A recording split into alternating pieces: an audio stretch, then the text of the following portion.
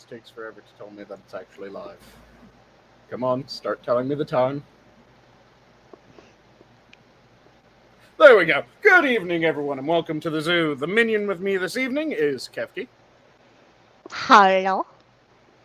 And, of course, as it is once again a Friday, I'm the keeper of this evening, Sanguine. Unfortunately, one of the people that was supposed to be on tonight, I think, ended up zonking out randomly. But he works fairly hard, so that's somewhat understandable. And the other one won't be on for about 45 minutes at the earliest.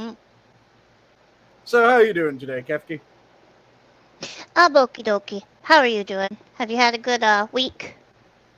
I'm doing fairly well. I had a rather good week. Got to enjoy some fun shit here and there. Just had a fantastic dinner, which was some fried chicken, some homemade potato chips, and then fried pepperoncinos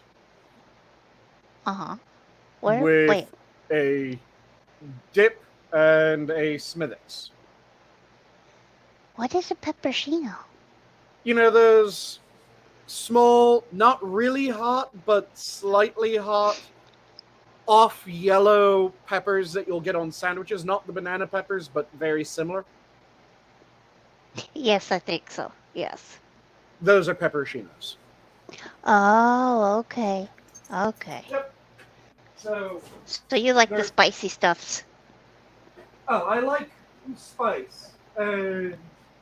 Sometimes I go really spicy. So, for instance, last night with my dinner, I had a spicy Kewpie mayo sauce that I made using my favorite sriracha, which is a ghost pepper, Trinidad scorpion, and a Carolina Reaper. Oh, jeez. That sounds like it's going to set your soul on fire. Sriracha. It is absolutely fucking amazing. It is that sounds hot. Delightfully spicy. Delightfully spicy is one way to put setting your soul on fire. Yes. Yes. And then I don't always have to have heat, but there's just certain things that when you have that right amount of heat that really just kicks you in the taste buds, it elevates everything else. So I can't handle the spices like that. Pepperoncinos are less spicy than even like jalapenos and standard, fairly low-level spice peppers. So they just add that little bit of warmth. And like I said, just tossing them in a bit of flour, or rather a bit of starch that was seasoned up, deep frying them, so I got these nice crisp pepperoncinos with the homemade potato chips and the beautiful fried chicken thighs. It was absolutely delicious. Oh, that sounds good, yeah. Oh, that sounds good. You minus the pepperoncinos. Those scary. But they're fairly mild peppers. But yeah, I had that with the Smithix, like I said, which is a delicious Irish red ale. And it's, of course, by the same brewery that makes Guinness, the St. James Gate in Dublin. Which, for some reason, I tried to combine all those words into one word, so I ended up with the St. Jublin. St. Jublin. That is what it is known as from this point on. But yeah, the Smithix, Harp, and Guinness all come from that same brewery. And they are all delicious, delicious beers. I don't drink much beer either, so I wouldn't know about this stuff. And yes, I've tried sriracha ramen noodles. I've also tried the Shin ramen, their extra spicy Shin ramen, which were absolutely delightful. Loved those. Just hell yeah. I also added in some chili crisp in order to increase the depth of flavor, a little bit of shoyu to do the same. Served it up really good. I haven't had the bulldogs yet. That's another one that I've heard is rather good, the bulldog ramens. But I've had the Shin extra spicy. Bulldog ramen? Yes, bulldog ramen. It's a brand. Oh, okay. Yeah, the Japanese aren't the ones that eat the dogs. That would be the Chinese. Ah.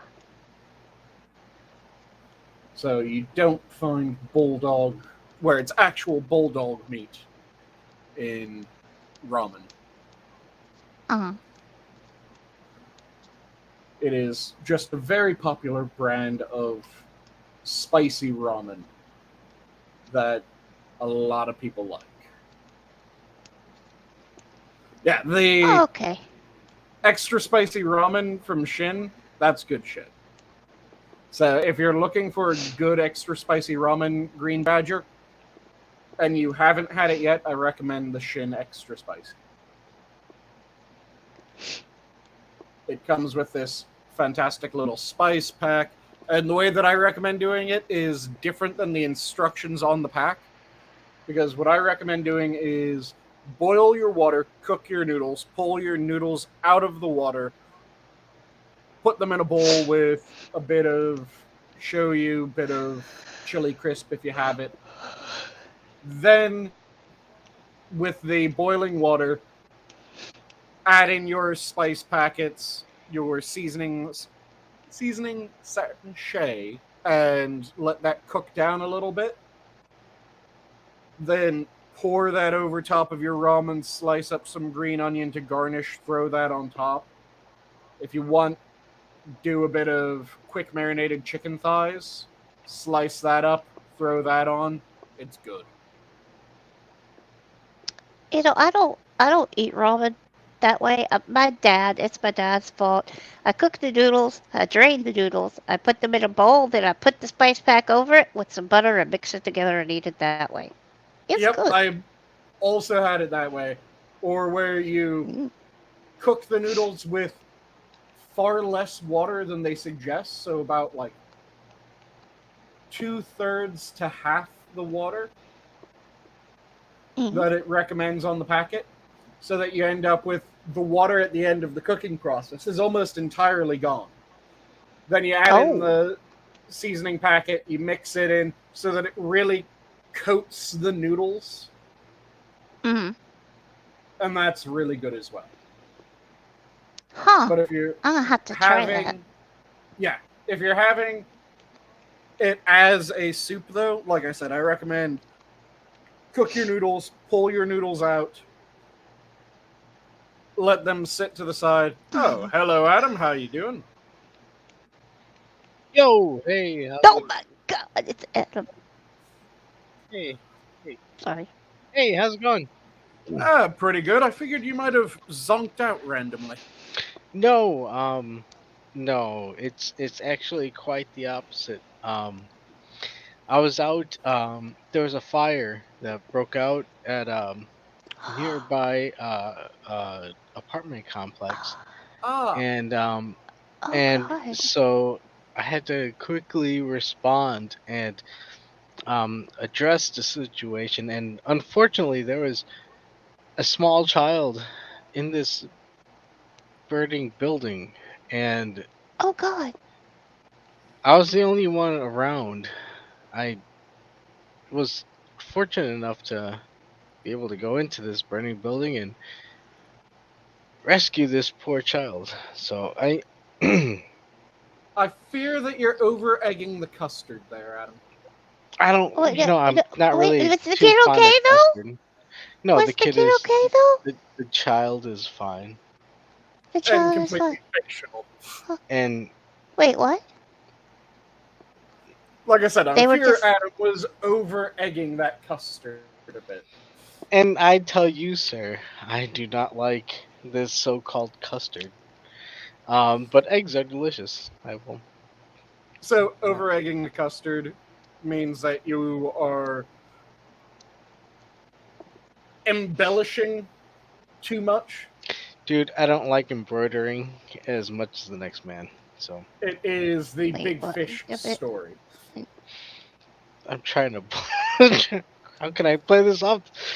He's trying to bullshit a bluster, Peppy. Oh, this is not real. Why? Yes, it Was was there actually a fire? entirely fictitious. See, when he said that there was a fire nearby, I figured, oh, that might actually be something that happened, that he had a local house or apartment complex that had a fire, and he went out to look at what the hell was happening and make sure that it didn't spread to his place. And then he kept on it going, and I went, okay. It is Adam, sir, you are the butt. Oh, okay. a You know fun what? story. All right. You know what? That's and I shouldn't be the butt. And I apologize. But you can't believe that you run it into a burner bill, get some little child running out. It's a lot. Almost have a better. fiery beam or something fall down on your head and kill you. You are the butt. I thought it would be a lot more vibrant introduction or excuse, I guess, at this point. As Well, to yes, why it was a vibrant I haven't- introduction. Yeah. Yeah, as to why I was late. I mean, the real reason, I just couldn't find the right pair of underwear to wear. It didn't set out, so I figured. You aren't know. on camera, Adam. And if Not? you're at home, then a possible answer is none at all. Well, I mean, I figured there were people watching, so they didn't want to see the. That would matter if you were on camera. That is also true. You're right. I really don't have an excuse. But It's like the constant joke of VTubers that the great thing about being a VTuber is that you can be completely butt fucking naked sitting in your chair while streaming and no one knows. yeah, but the bee knows. I mean, all the bees. Say looking for that honey. But if it's Wait, Beano, then there will be no gas, Adam. Bee gas? You got gas? No, you said Beano, and you remember the adverts to Beano. Don't try to act like you don't. You're older than I am. Come on, man. Oh. That's like trying to act like you don't know head on. Apply directly to the head. I try to forget it. Sometimes you gotta. There's some things in the past that The need to be deep remained mental buried. anguish of Yeah. Beano commercials. They deserve to be in a museum. Ooh. What a damn the latency, fucking motherfucking son of a bitch words.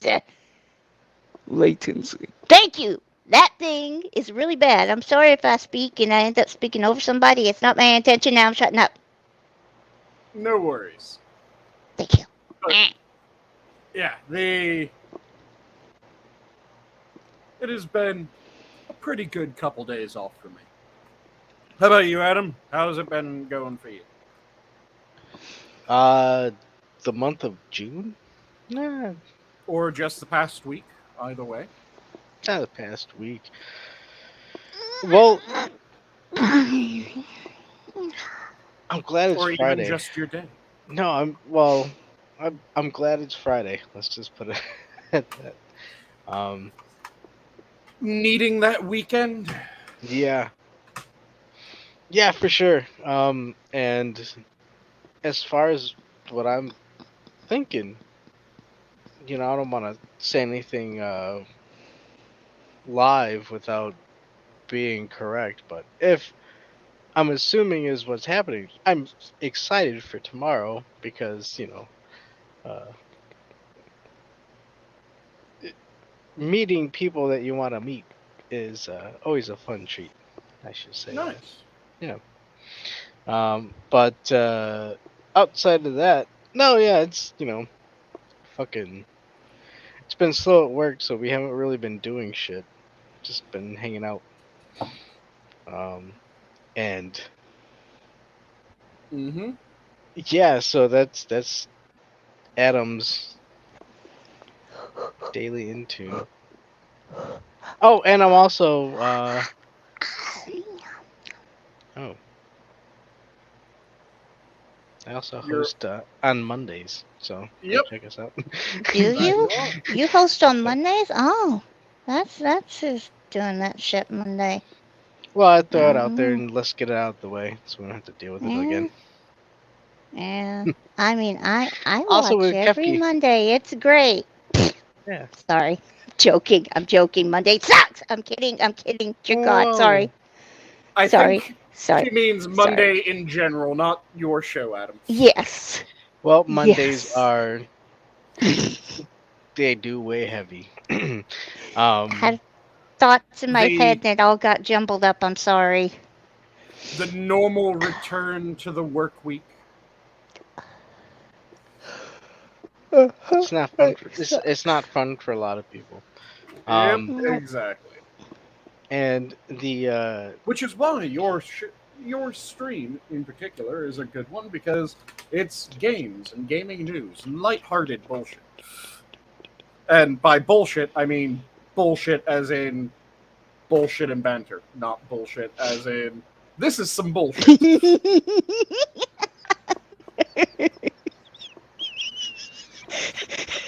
well, So bullshit in the same way that telling tales and BSing. well, there was a planned episode of chit chatting with a bull as he's shitting. But it Tell me I'm probably not showing up for that one. it probably wouldn't run as well. No,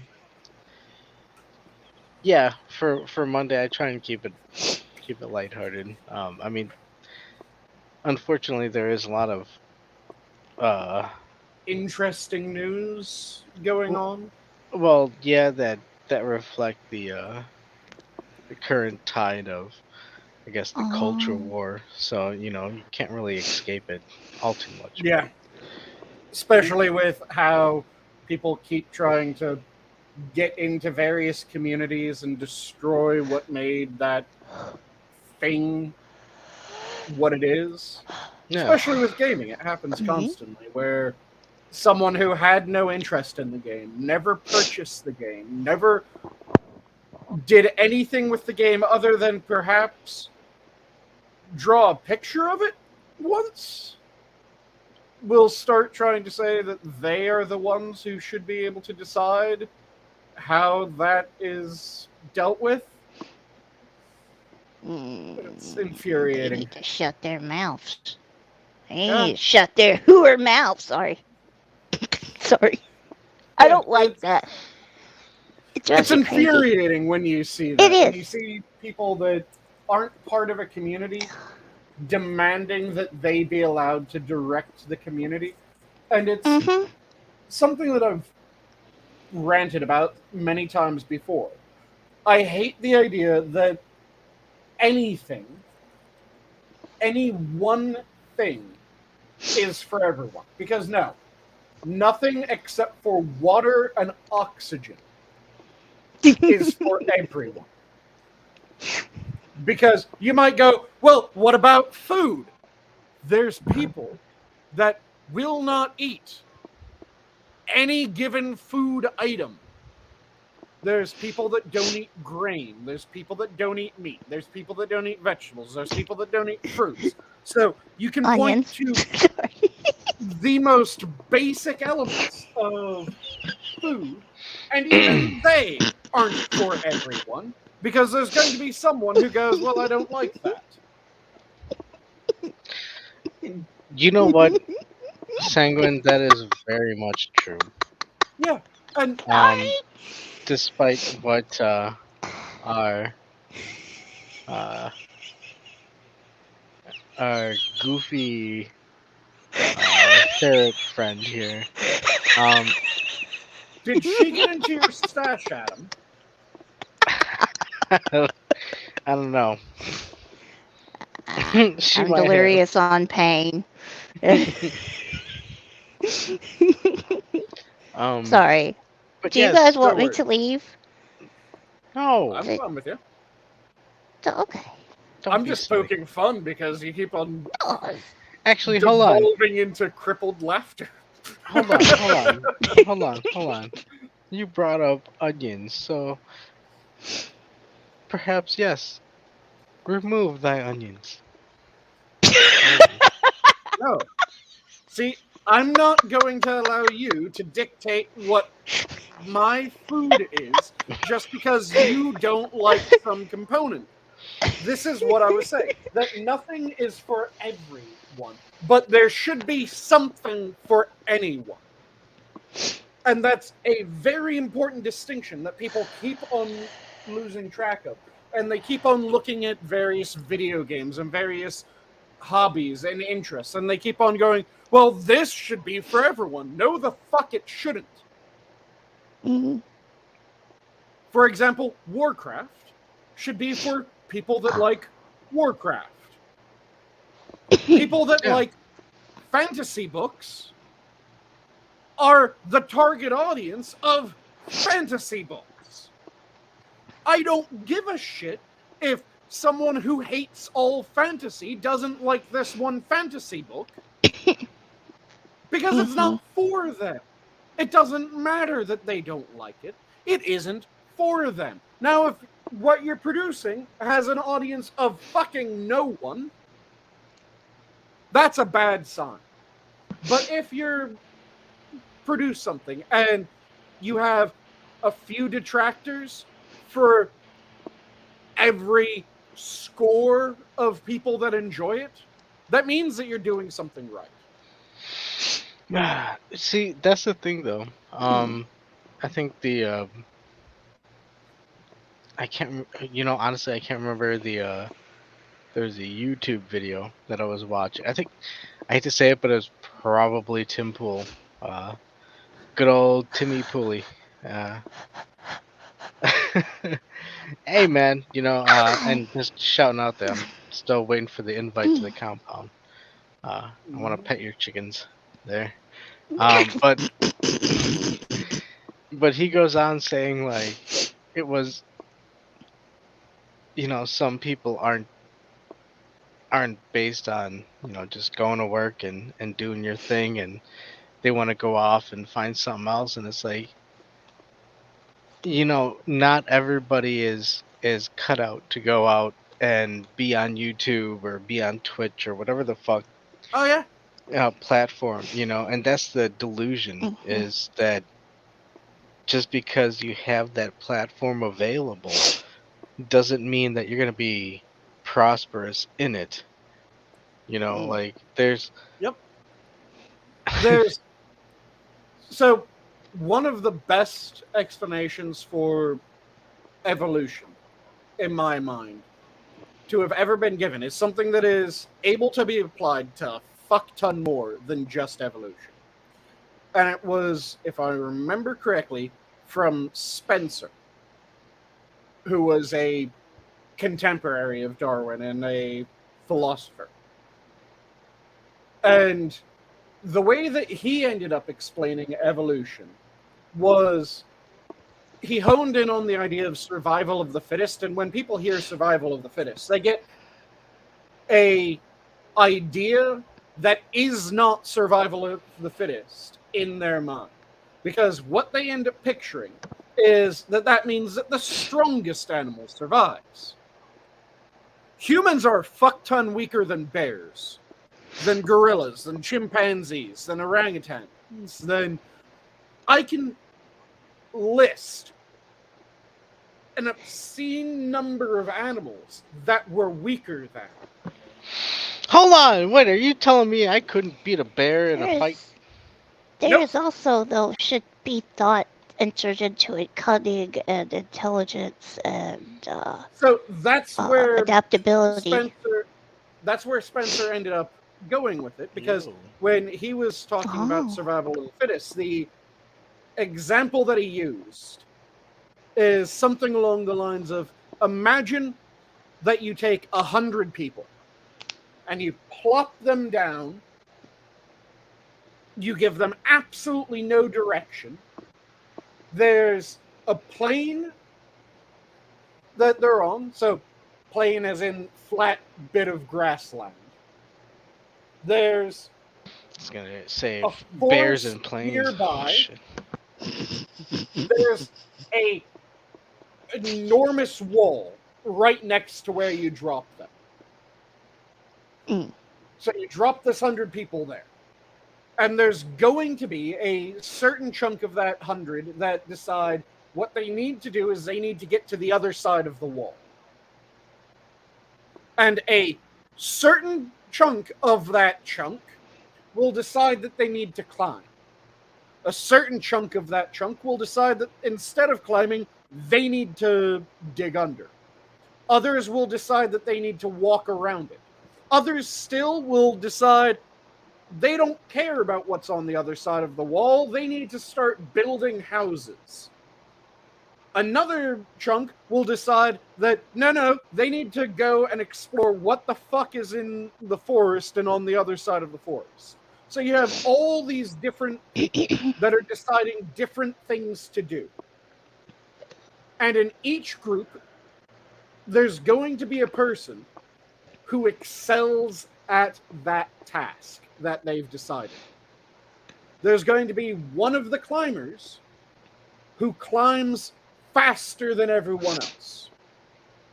There's going to be one of the diggers that digs faster, deeper, more safely, and better than everyone else. There's going to be a builder that builds better than everyone else in each of these groups. But there's something interesting hidden in this, which is that the best climber, so the person who is the most capable of climbing, might not be in the group of climbers. Because they might have decided that they would be a builder. So when you're looking at who the fittest climber is, it's not only the person that can climb the best, but it's the capability and the predilection. So you have to have the capability and the predilection in order to be considered the most fit at something. Because someone who they have the best climbing capability, but they never fucking climb, is not going to be the most fit climber. Hey, Sanguine, what does predilection mean? Predilection means the mind to do something, would be a simple way of phrasing it. Oh, okay, So, thank you. if you have the mind to climb, then you will be a better climber than even someone who would be a better climber than you if they climbed, but they never climb. That makes sense? Yes. Someone has to do something in order to actually be considered good at it. And you have this constantly, where you'll have people that... There are people that are more brilliant than a lot of our inventors. But the thing is that they don't direct their brilliance towards invention. They end up directing their insane mental acumen towards some other endeavor. They become writers. They become painters. They become a engineer. They aren't inventing anything, but they're insanely brilliant at what they're doing. Mm. And they do it extremely well. So it's not just having the capability. The capability matters, but it's the capability and that predilection. Because without that predilection, it doesn't matter how good you are. If you're the best climber in the world, but you never climb anything, you aren't the best climber. Yes. But you've also got those folks, see, that, this is how I see it, okay. See, I can't climb, and I can't dig. Yep. And I'm not strong enough to break through that wall, but I know some of y'all are, so can you do that for me? That kind of person. Yep. See, what are those? And so that would be another group. So you would have the planners would be a way of phrasing that. Okay. And that's the thing, that you could have as many niches as you can think of in this scenario. Because you could have, within the builders, you could have some people that they end up building all their structures above ground. You could have another group that end up being kind of a combination of the diggers and the builders, because what they do is they build subterranean. Ooh. You could have another section that's a combination of the foresters and the builders, and what they decide to do is they decide to go into the forest and build tree houses. Oh, tree houses are fun. You could have another portion that is a combination of the builders and the plainsmen, and they decide to build a large barn to raise the animals that they're keeping on the plains. Mm-hmm. So you have all these different niches, and that's something that you have in real life too, because people are constantly making new things to excel in. No one was an expert programmer until someone decided, you know what, we could probably get a machine to do this shit. And they came up with a way of doing it. They made a new niche. And you see this with businesses, you see this with individuals, you see this in evolution, you see this fucking everywhere. People can make, or not just people, but organisms can make niches. And they can excel at that niche. Even if they weren't going to be the best when you look at them physically. Because, good example, we have human weightlifters. The strongest human weightlifter doesn't have shit on a brown bear.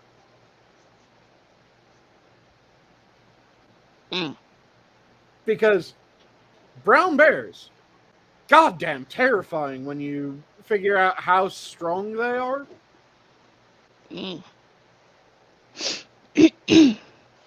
There's records during the westward expansion and before the westward expansion of entire military companies being eradicated by a single fucking bear. Oh, jeepus. Jeez. Bears that's are scary. nightmare creatures. Yeah, and they can climb, and Yep, they can are climb, fast. They can climb, they can swim, they can run over 30 miles an hour. They are goddamn terrifying when you actually start thinking about what the hell a bear is. And a really good example is everyone thinks gorillas. Gorillas are insanely strong, right? Wait, gorilla bears? No, we gorilla don't need bears. gorilla bears, Adam. Holy Gorillas shit. are insanely strong, and everyone knows that gorillas are insanely strong. We have records of gorillas being able to pick up a person and pull their head off. Oh, jeez. Oh, no. Yeah, like it's nothing. And then that's what I mean. Heck Like that. gorilla bears, and a bear will fucking sit there and eat you as you're alive, and just sit there and eat you while Yeah. you're alive. And bears are stronger than gorillas. If a bear and a No. gorilla were forced to fight each other, the bear would win rather handily. Because gorillas constantly get got by various large cats. I think it's I'm trying to remember the right species of big cat for the area. I think it's the panther is one of the natural Panther's predators pretty. of gorillas. Yeah, but I are find that these cats? surprising. Sorry. And No, yeah. Well, I find it surprising as well. Are these cats beating these gorillas though because of like ambush? Are they falling victim to Teutonberg Forest type oh no, tactics? it's so there is Oh. big cats always have an element of stalking and hunting like that. But the thing is that constantly, even if a gorilla is alerted to the presence of a big cat, it will lose that fight with the big cat. And it is leopards, my mistake. Leopards that Leopards. end up hunting gorillas. Yeah, leopards prey on the western lowland gorilla. I'm just, as much as it pains me, I have an image of just gladiatorial arena, and Yeah. these two animals You kind of want to see the fight. just unleashed on each other. Yeah, just to see what happens, and it's like You kind of want to see the fight at least once. But I just find that so surprising that a big cat. I don't know why, because I guess because you do hear about the gorillas being so freaking strong all the time, you know. yep. But And the thing is that, like I said, leopards take down lowland gorillas constantly. It's not here and there. huh? Constantly, they will be able to take down a lowland gorilla. And they'll be able to take down a lowland gorilla and walk it off. So, there's one species of brown bear that has a natural predator. Because in every other location, brown bears, or bears in general, are effectively the apex predator. There's one type that has a natural predator, and it's a fucking tiger. Oh, So much larger. tiger could take down a bear? Dang. That's the thing. So there's leopards take down gorillas, and they take down gorillas consistently. There's one species of tiger that hunts down one species of bear. And the thing is that the one species of tiger is the largest fucking tiger on Earth. Well, I mean that would make sense.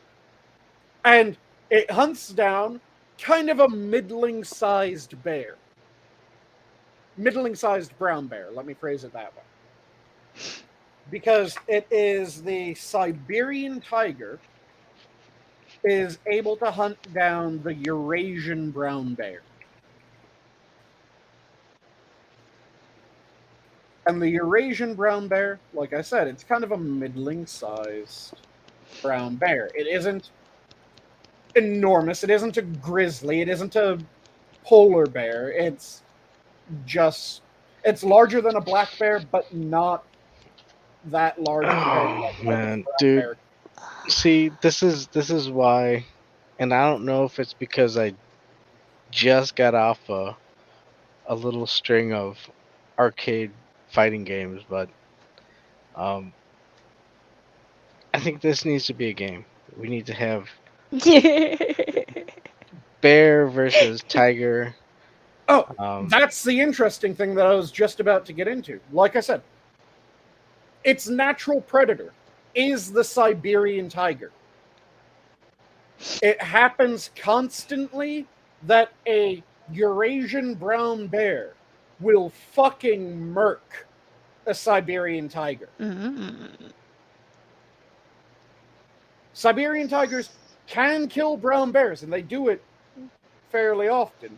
But almost as often, a brown bear will kill the Siberian tiger that tries to kill it. Huh. yeah, they gotta have it, you know.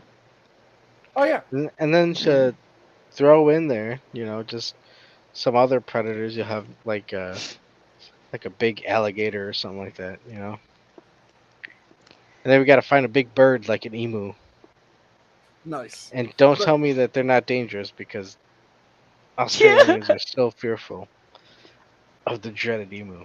So See. But yeah, like I said, My takeaway Siberian- is that cats can be vicious. Like what Oh, yeah. Badger was saying, a Whoa. house cat can ruin your day, so a cat can really mess you up if it wants to. the that's the Siberian secret tiger kicker. is the largest species of tiger in the world, if I remember correctly. How big And is it? like I said, Like, it hunts brown bears, and brown bears can kill it. The what kind of It- tiger? Or cat? Siberian. that's a Oh, big Siberian. cat. That's a big cat. Yeah, the Siberian tiger. Here, let me pull up the size of Siberian tigers so that I can.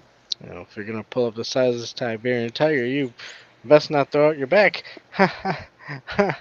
Ba-dum-bum. So- Siberian tigers in the wild can get up to almost 700 pounds. Holy Oh shit. my god. That's a big cat. That's a big The nose to boot. largest Siberian tigers, so that's kind of the average, can get up to almost 700 pounds as an average.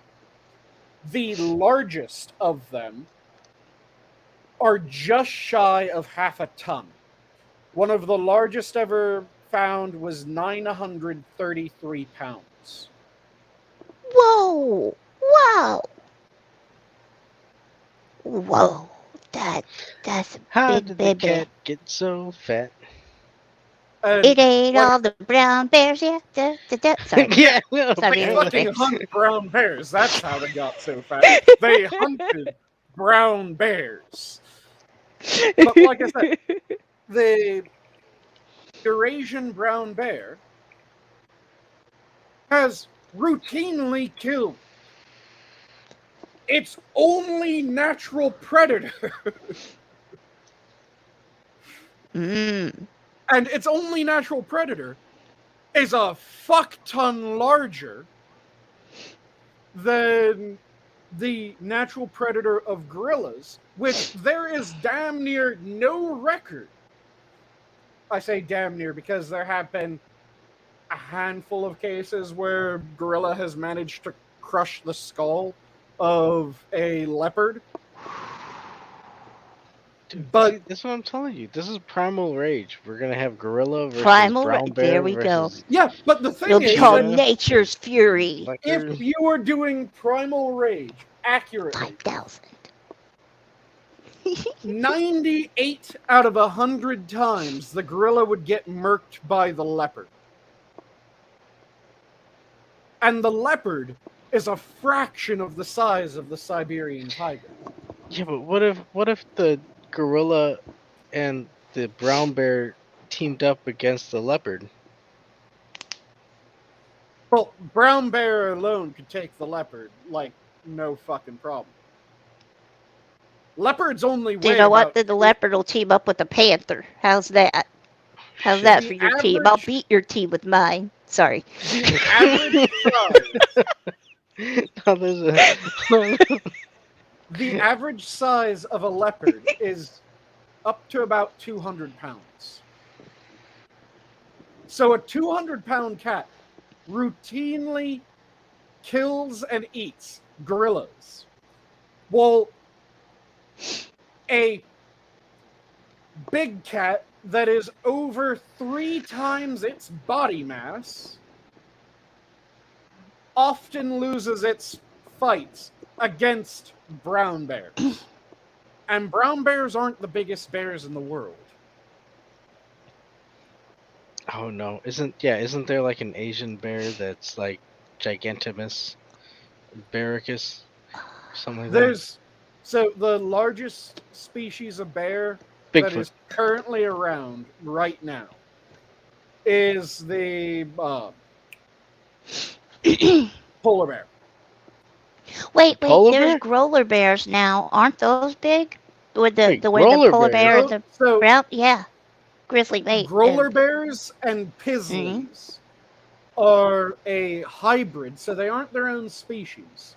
They're Now a they're hybrid. doing fusion dance? Good lord. Well, the thing is that you have grizzly bears that have moved into the range of polar bears, and polar bears that have moved into the range of grizzly bears, and they started fucking. And the Chicken brown result, cow. Oh wait, Well, that's bear. what you're supposed to do, right? I mean, the result is an even larger, scarier bear. Mm-hmm. They're So- vicious too. no, The largest full species of bear are polar bears. this is the whole point, though. I mean, they're hearing that their cousins are getting eaten by these giant cats. Siberian Like, you know tigers, and they've decided, you know what? Oh, Yeah, We're gonna make a road. yeah. If Yeah, our- I think that's let what happened. Our powers combine, and they Yes. started fucking each other and Yeah. creating this giants of bears. And these bears are gonna swim across the ocean just to fucking. Take over the world. Yep. Why are they Giant swimming across bears. the ocean? They Oh, can wait, swim, yeah. You have growlers and forgot. pizzlies, which are hybrids of polar and grizzlies. So if the father's a polar bear and the mother's a grizzly, it's either a growler or a pizzly, and then the other one is for the reverse combination. Oh, okay. I see. Kind of like I a see. mule and a hind, or mule and hind are Hmm. both a crossbreed of horse and donkey. Oh, I don't think he'll like that. Wait, Or maybe Donkey is a fur. He would probably Jack- enjoy it. a jackass is a donkey, right? Not a mule. Hey. It's a donkey. You know Yes. what? I think he's a good Okay. guy. I don't think he's a jackass. I didn't Eeyore say he is a was a donkey. jackass. Well, actually, I kind of did, didn't I? Eeyore is a donkey. He's also an ass. Wait, And But he's no jack. I was talking about the animal. Oh, okay. sadly, Talking about the Eeyore. because he's a donkey, that means that technically he can procreate. Technically. And yes, I think the Science Channel did have a simulated what could this animal do versus another animal. You're right, because I've seen that. Shoot. I didn't see much of it, but And I yes. think- Yeah, it did. A good chunk of it started with what could prehistoric animals do against modern animals. Like, for instance, I made it very clear. I was talking about the largest extant, so still existing, species of bear was the polar bear. And there's a very good reason why I made that distinction. And you know Because- what? We didn't even go into the DLC of hippos and rhinos Oh, yeah. and even giraffes. Hey, Oh, I was going to go into the fucking retro DLC of goddamn cave bears. Hold on. You They're know all what? fighting for who gets a spot on the ark. It's a death match. I'm sorry. Let me address something real quick. Tyrannus brought up a good point. You know, Donkey isn't here to defend himself, and it isn't really fair of us to poke jabs at dear I'm old Donkey. You not. know, I'm not look, talking about Donkey. You are. yeah, Even Why we if you are. all the Donkey was time? Y'all here, are. he would probably be asleep by now, so he still Yes. wouldn't be able to defend himself. But So, it's all I say in my own term, and for my oh yeah, defense, it's just it's in taking good a piss. jest. Yeah, we love Donkey. He's a good man. Well, at least as far as we know, until all of a sudden there's a investigation opened, and then we find out he's been holding people in his basement or some shit. See, You know, I was half expecting you to say he's a good man until we find out it's ma'am. it's ma'am. Well, he's a good man. You know. Hello, Inquisitor. Oh, hey, it's gonna Quiz. Yeah, like I said, there's a much larger extinct version of bears that was the cave bear. And the cave bear was fucking terrifying. Captain Cave. Because let me quickly look up the cave I bear. haven't thought about Captain Caveman in forever, man. Yep. No, caveman, cave bear, and he has a bottle of honey. He's looking Yes. after your picnic basket. Your cave picnic basket. Why? Oh no. Okay, so I'm looking up the size of cave bears because Hey, you know, they did have remember- what is it? Trench bears, wasn't it? Where they would toss bears in trenches. Trench bears. Why would they I toss could it be in a wrong. trench? That's mean.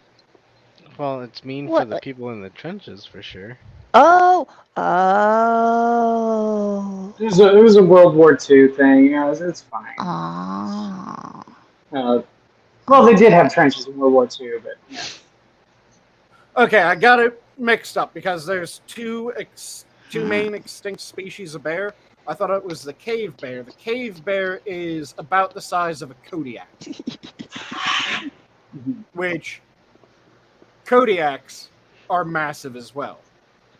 The one that I was thinking of was the Arctotherium augustindens, because that one had an estimated average weight of 3,000 to 4,000 pounds. It's a big That's boy. huge bear. Yeah. Yeah. That's big bear.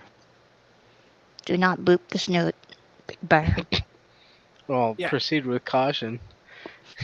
You're right. And Gotta boop let the me see snoot. if it gives the proportions of these bastards, because they were goddamn enormous. Like, for instance, another one of the large extinct species was the giant short-faced bear, which, while standing on all fours, its head would be just over the head of a tall man.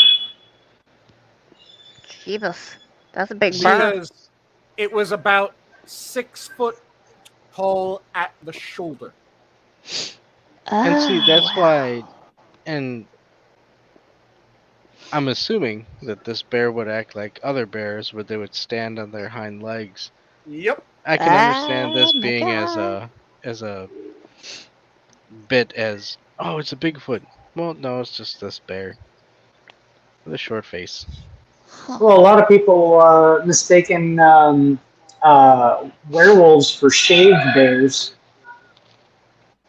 If you shave a bear, it looks like a werewolf. Yep. Also, a lot of bear paws are mistaken for very large human hands when they're reduced to bones. Mm-hmm. Oh, because of the way it decays? The shape of a bear paw, when you see it as just bones, is almost identical to a human hand. Oh, The only difference is that when you look at your hand, your fingers vary in length by a not completely negligible margin, right? Mm-hmm. Bear paws, all the fingers will be about the same length. Oh, that's strange. That's so strange. Huh. So that is the main tell of if you're looking at a bear paw versus a human hand. Yeah. I did, for some reason, my brain didn't register the bone part. I was just thinking of as it decays, because it is easy to mistake creatures for other things. Like back in the day, there was this shipping boat that caught this thing, and they thought it was a long necked dinosaur. Basically, it was a lake monster because it looked like Nessie, but it ended up just being a decaying basking shark. But Mhm. it looked like a sea serpent. It looked like a Loch Ness monster. But Yep. yeah, you can't. Sometimes you can't tell what a thing is when it doesn't have its skins and fur and. Yeah, Well, like especially Chris said, since people mistake the bears for werewolves, lycanthropes. Yep. And part of the reason is that when you're trying to identify a creature like that, a large chunk of creatures, depending on the environment that they're in, one of the things that happens is that their skin goes completely black as they decompose. Oh, Mm-hmm. huh, And huh. that causes a lot of the, oh, is it this or is it that? It's Uh-huh. mainly in certain climates, it's due to fungus and a bunch of other factors that happens. Okay. Okay, yeah. And Badger, you And didn't then see nothing. Just had the razor. I'm sorry, I just had to. in other climates, humans decompose insanely fast.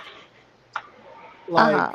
for instance, Uh, in the Florida Everglades, a body won't be a body with flesh for more than 2 days.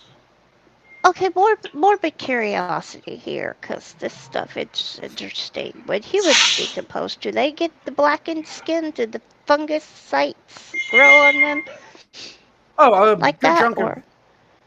it Yeah, depends on most the of them, climate, yeah.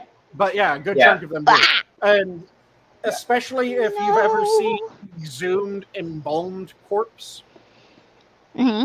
that uses modern embalming with formaldehyde. Formaldehyde is super gross for certain Mm-hmm. fungi. Mhm. So Yeah, Oh. the a lot of entire that stuff, body will be covered with a black mold. a Oh. lot of that stuff, it comes down to like when bodies would be exhumed for various different reasons and stuff like that in the olden Mm-hmm. days. A couple of things would happen. Like number one, your skin would recede because as your body loses moisture, your skin kind of like pulls taut over your bones. Yeah, And Oh, yeah. Looks so like your nails are growing and stuff, there's two yeah, right? competing processes that Yeah. happen when anything dies, and depending on the environment, one of them will win out. So you have mummification and you have putrefaction. So putrefaction is the rot of the body, the self-digestion and putrefying of the body. So in wet environments, you putrefy more than you rot. Or sorry, you putrefy more than you mummify. In dry environments, you mummify more than you putrefy. Huh. And then So. you have cold weather mummies, you have hot weather mummies, and then you have a very strange sort of mummy, which is if the conditions are cool enough and damp enough, rather than putrefying, you end up going through Soap. adipocere mummification.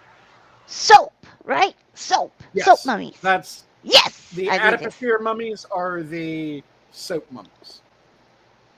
Yeah. So depending on the environment, the way that the body ends up changing after death varies greatly, Mm.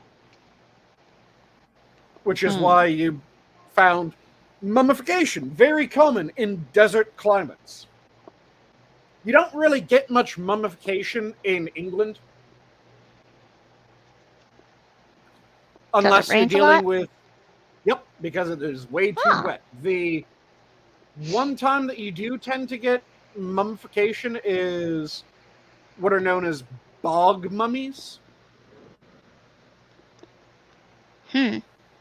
Because if a body sinks into a bog and the localized conditions are just right,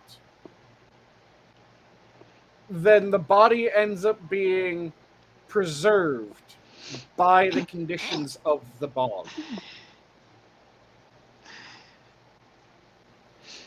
And this is why you Stuff also in the get bog a doesn't lot... eat it, though? Like, the bacteria in the bog doesn't get it?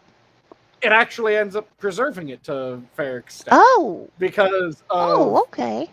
it ends up kind of pickling the body. Oh. Oh. Okay. Bogs tend to be at least partially acidic. Mm-hmm. So it's kind of like you just submerged a body in pickling brine. Huh. That is interesting. Yep. So you end up with a bog mummy, which is kind of pickled. And this is the same reason why a lot of the oldest woodwork that we found, we end up pulling out of bogs and fens. Because it'll sink in and the acidity... Yes, I think it is a tannic acid. Oh, tannic acid. Oh, yeah. Huh. Ends up with that sort of mummification. And yes, that's why I said that you have cold weather mummies and you have hot weather mummies, Tyrannus, because you end up with... Hot weather mummies are like desert mummies.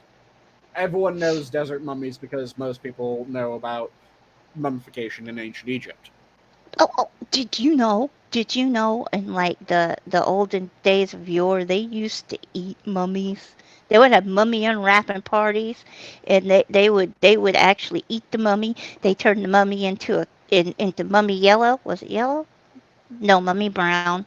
And they did all kinds of weird stuff with mummies, which I don't understand why they did that. More I'm sorry, common tangent. practice was burning the mummy, actually.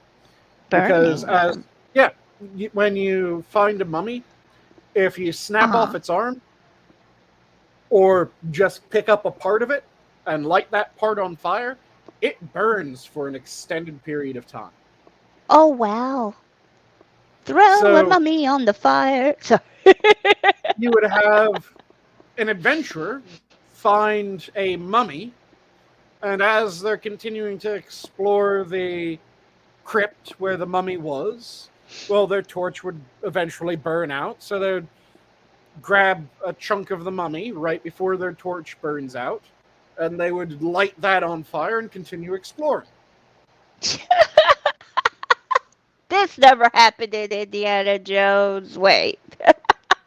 It would have been great if it did. That's the reason why we have so few mummies. Even though we have a shit ton of Egyptian tombs, and every Egyptian tomb had a mummy in it, we don't have as many mummies as we have known tombs. Because everybody ate them and burned them and made them into paint. Yeah, a bunch of strange things were being done with these corpses that we found. Yep. Which I don't understand why people wanted to do all that stuff with the mummy. I guess novelty? I don't know. It's so strange. Yeah. It's just a dead body. Yep. But there's all kinds of interesting things that we ended up doing when we found certain sorts of sites. But the cold weather mummies that Tyrannus mentioned are things like the Himalayan mummies. So in Sorry. Tibet, and yes, Amenhotep is teriyaki Yes. style. Yes. But yeah, you have in Tibet, a common funerary practice was mummification. And there's a hell of a lot of Tibetan mummies, especially around Everest, which has led to a bunch of interesting conspiracy theories. Well, okay. Well, Ah. here's one. We're sitting here talking about mummies, and you can find a bunch of mummies all over the world. Yep. To be honest, but the shortage of these Egyptian mummies, and if we are gonna go into that threshold of human beef jerky or human jerky. Yep. Apparently, the Egyptian flavoring was off the chart that we cannot find it anymore. Well, It they was did that get good. all those incense and different sacred herbs and They knocked different it out of the park. things packed around the body. It was KFC before KFC. Hmm. They had 100-something sacred herbs and spices. You can even, even with Bucky that, fried you mummy. can say that who the Chinese emperor who had his terracotta army and his lake The of first Qin emperor whose tomb can't be completely excavated because it'll fucking kill anyone. doesn't he have like a lake of mercury around it or something like that? He had a lake of Whoa. mercury. Whoa. The problem is that Nobody's getting his beef jerky. that mercury just seeps into fucking everything. Well, he doesn't have to worry about it making him mad. I mean, he's dead. Oh yeah, it isn't that you'd be worried about making him mad. It's that if you go into that chamber, the best case scenario is that you're mad as a hatter on the way out. The more likely scenario is you're just fucking dead. Mad as Yeah, a mercury hatter walking poisoning out, is a thing. eating that emperor jerky. I told you.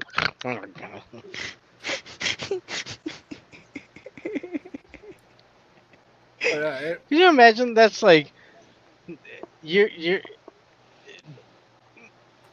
reduced down to some. You're exploring some ancient tomb. You've just had one of your torches almost blow out, so you snap off an arm. Your food rations are running a bit low, so you snap off a finger of that arm before you start burning it. You pop the finger into your mouth for a bit of sustenance, and you continue exploring with the arm torch. And then the ghost of Macho Man Randy Savage comes out, and he's like, "Yeah, oh yeah, snap it to a Slim Jim." And you take a slurp of your Slurpee. Thanks, Now Pharaoh that would have been Ramses. an interesting bit of irony if Macho Man Randy Savage had been mummified rather than standard embalming, and if at some point in the future someone ends up snacking on Macho Man. Yeah, and then you snap into the Have become crowd. the Slim Jim. Ooh, yeah. Your pet monkey hit me with a folding chair.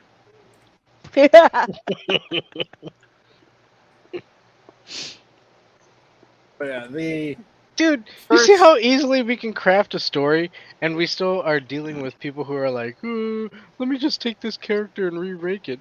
Easy. Yeah, And we're you don't sitting here need to talking about remake it. mummy beef jerky that you snap into a Slim Jim. You get the powers of the Macho Man. Randy Savage. Oh That would be yeah, a not everything is strange made for everybody. fucking- Sorry. That would be a really strange fantasy series if by eating a mummified person you got their abilities. No, it'd be the best because Yeah. then, like, towards the end of the series, like, he's running low and he only has a few bites left, and it's like, dude, if you eat the last of it, this person will cease to exist forever, and he has to fight the final battle, but it's like, dude, he can't do it without it, and he has to face that. Do I eat the last of this beef jerky, and this spirit will never exist again, or do I fight this ultimate evil? And the ultimate evil's like, you'll never beat that fucking eat that jerky because I'm the powerful. And you're like, oh no, what am I gonna do? With Macho Man, that would be an easy decision. You do take that bite because Macho Man already staved off the rapture for us. Exactly. He's willing to make the sacrifice when it counts. No, Macho Man is standing there in spirit form, telling him, listen, you need to snap into that Slim Jim. Just do it because we beat the world and Yeah. make sure that everything's okay. Exactly. Yeah. Fight by the jerky Wife. and die by the Wife. jerky. Why, if I were 10 years younger, I'd put your head in a half, Nelson, start twisting it around, singing each letter of the alphabet until I come to the first letter of my true love's name. That would be the lovely Elizabeth. Take your head clean off and roll it down the pike like a bowling ball. But see, you know what? Now we have the expansion pack. Oh, that was a bad bit. But now we have the expansion pack of the Iron Sheik comes in. And let me tell you something. There's this one guy by the name of this finger-licking jabroni person. I take him by the neck and I choke him down and I break his back and I make him humble. Nice. Yeah, Wait, the Iron Sheik? Iron Sheik, yeah, well, he sadly passed away recently. Yeah. so- Yeah. Just last week. So- Oh God, So really? now he's in Mummify spirit. him too. Eat him as well. Yeah. And he has the Iron Sheik clubs or whatever they're called. By the way, if anyone's playing the Minions drinking game, yes, do start drinking. We've been talking about cannibalism for an extended period of time. Yay! Oh, jeez. But only in terms of, it's like mummies alive. You gotta bite a little bit of it. Bite a little bit of that. You know what? The next time you fuckers are eating into that Slim Jim, you're gonna think that's a mummified finger. You're gonna snap into that Slim Jim. You're gonna bite into it and be like, I get the powers of whatever animal this was. But Oh, hey, Yeah. rotten corpse.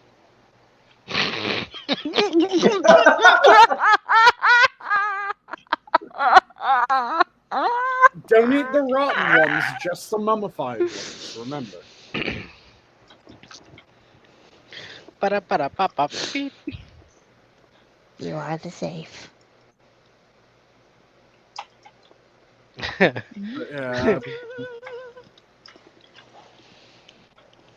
Dude, did anybody watch that old cartoon Mummies Alive? Yes. No, I had No. not. It was like Power Rangers, but with mummies. I heard of it. Yes. I've never watched it. Yeah, it was really weird. I just remember the intro and seeing the characters and thinking, wow, this is a really bad animation. And Then there was also King Tut. Or, yes, sorry, Kid Tut. Not Yep. King, Kid Tut. Kid Tut. Yeah, Kid Tut. Yep, I remember that one. And if you want to go down further, there's the Steve Martin's hit song. Kid Tut. King Tut. Da-da, da-da, da-da-da. Tut, da-da-da, da-da-da, tut, da-da-da, da-da-da, da-da. Oh no. And Adam Tyrannus. regrets his decision now. Billy with the tut. But he's my favorite. Ha! It was written so shall it be written. I love you, Captain. Oh my god. Oh my god.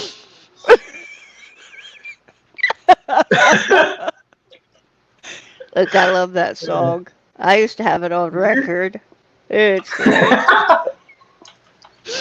Nice. I don't know why, but that just reminded me of Bilbo. Yo, of the 9 fingers. See, I wasn't thinking that one because that one, the Rankin Bass one, is better than Bilbo by Leonard Nimoy. Oh, that one. Oh my god! I remember. Why would you bring that up? Yeah, Frodo of the Nine Fingers and the Ring of Doom from the old Rankin Bass. It was Rankin Bass, right? Yeah, that's a Rankin I Bass believe so, cartoon. yes. Yeah, The that one greatest adventure. I enjoyed. Fun The Rankin you Bass one. enjoy. I don't think anyone enjoyed Bilbo Baggins by Nimoy. Other than just to laugh at it. Mhm. Yeah, that's Some of the oh god, what was it like? Trying to remember the lyrics of Frodo and the 9 Fingers. Frodo of the 9 Fingers and the Ring of Doom. That told like the entire fucking story that it could in a song. well, one of the good songs that came out of the Rankin Bass Lord of the Rings was When If there's a whip, there's There's a way. I like how all three of us immediately knew which one. we knew it. Come on. I remember I saw that. It's gonna be when there's a whip, there's a way. Dude, somebody. I saw that one at my buddy SCP's house in Iowa during a 4th of July vacation. And it was just a sort of like, we put it on because we knew it was a bad cartoon. But it's a good bad cartoon. It's a good bad cartoon, yes, absolutely. And again, the music for Rack and Bass Productions is top notch. Who did the one with the live action rotoscope one? Oh, the one that Hobbit? you're talking about. No, that was I think it was Return of the King. Oh, Return of the King, yeah, yes. Yeah, because they had that actor guy as Aragorn. Let's see, which one was it? Ralph Baskis. Walt Baskins. Baskins. Baxi, whatever, however you pronounce his name. Vaccines.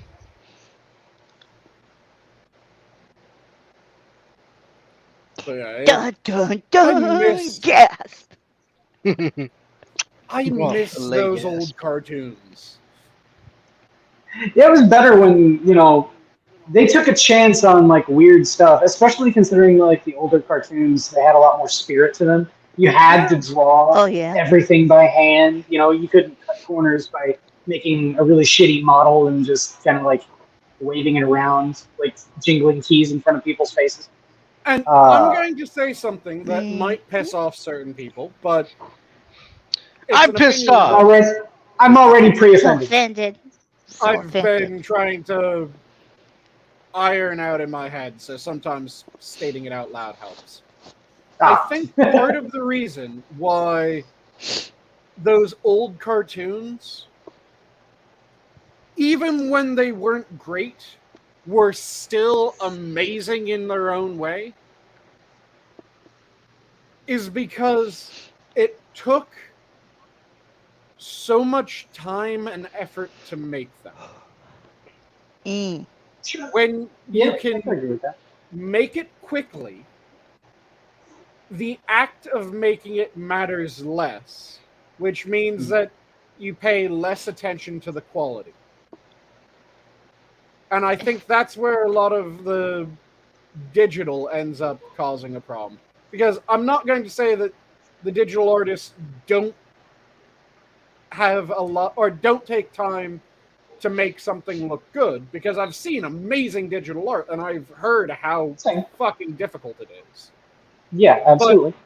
It allows you to more easily deal with the in-betweens, so you end up spending a lot of effort to get the character design done.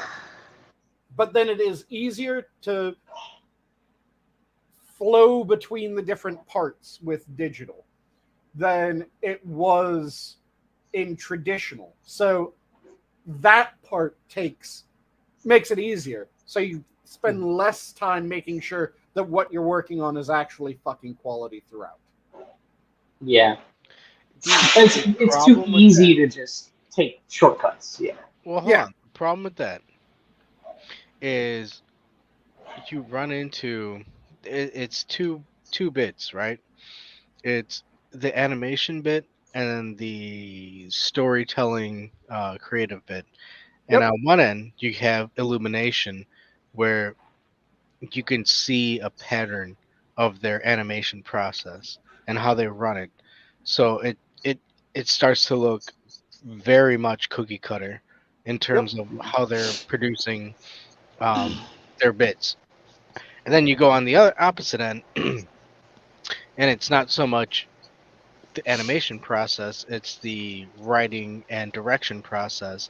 And that's Disney, where Oh yeah, they seem to but constantly run into, we need to have this, and this in our stories, even if the animation and the production value is top notch. It's I still, think that I think that yes, it is definitely both parts, but I think that you would have fewer of the second case being the issue if the first case was still so hands-on and labor-intensive, because you would have more artists going, I'm not going to waste my time on this shit script. yes. Fuck you. And do you want an example of that, of what you were talking, is Don Bluth. Yep. Yeah. And I love Don Bluth. when Disney was going into a period of, they were trying to merge these two. Yep. Animators like Don Bluth was like, you know what? No, let's Hmm. do our animation, because that's what we're here to do.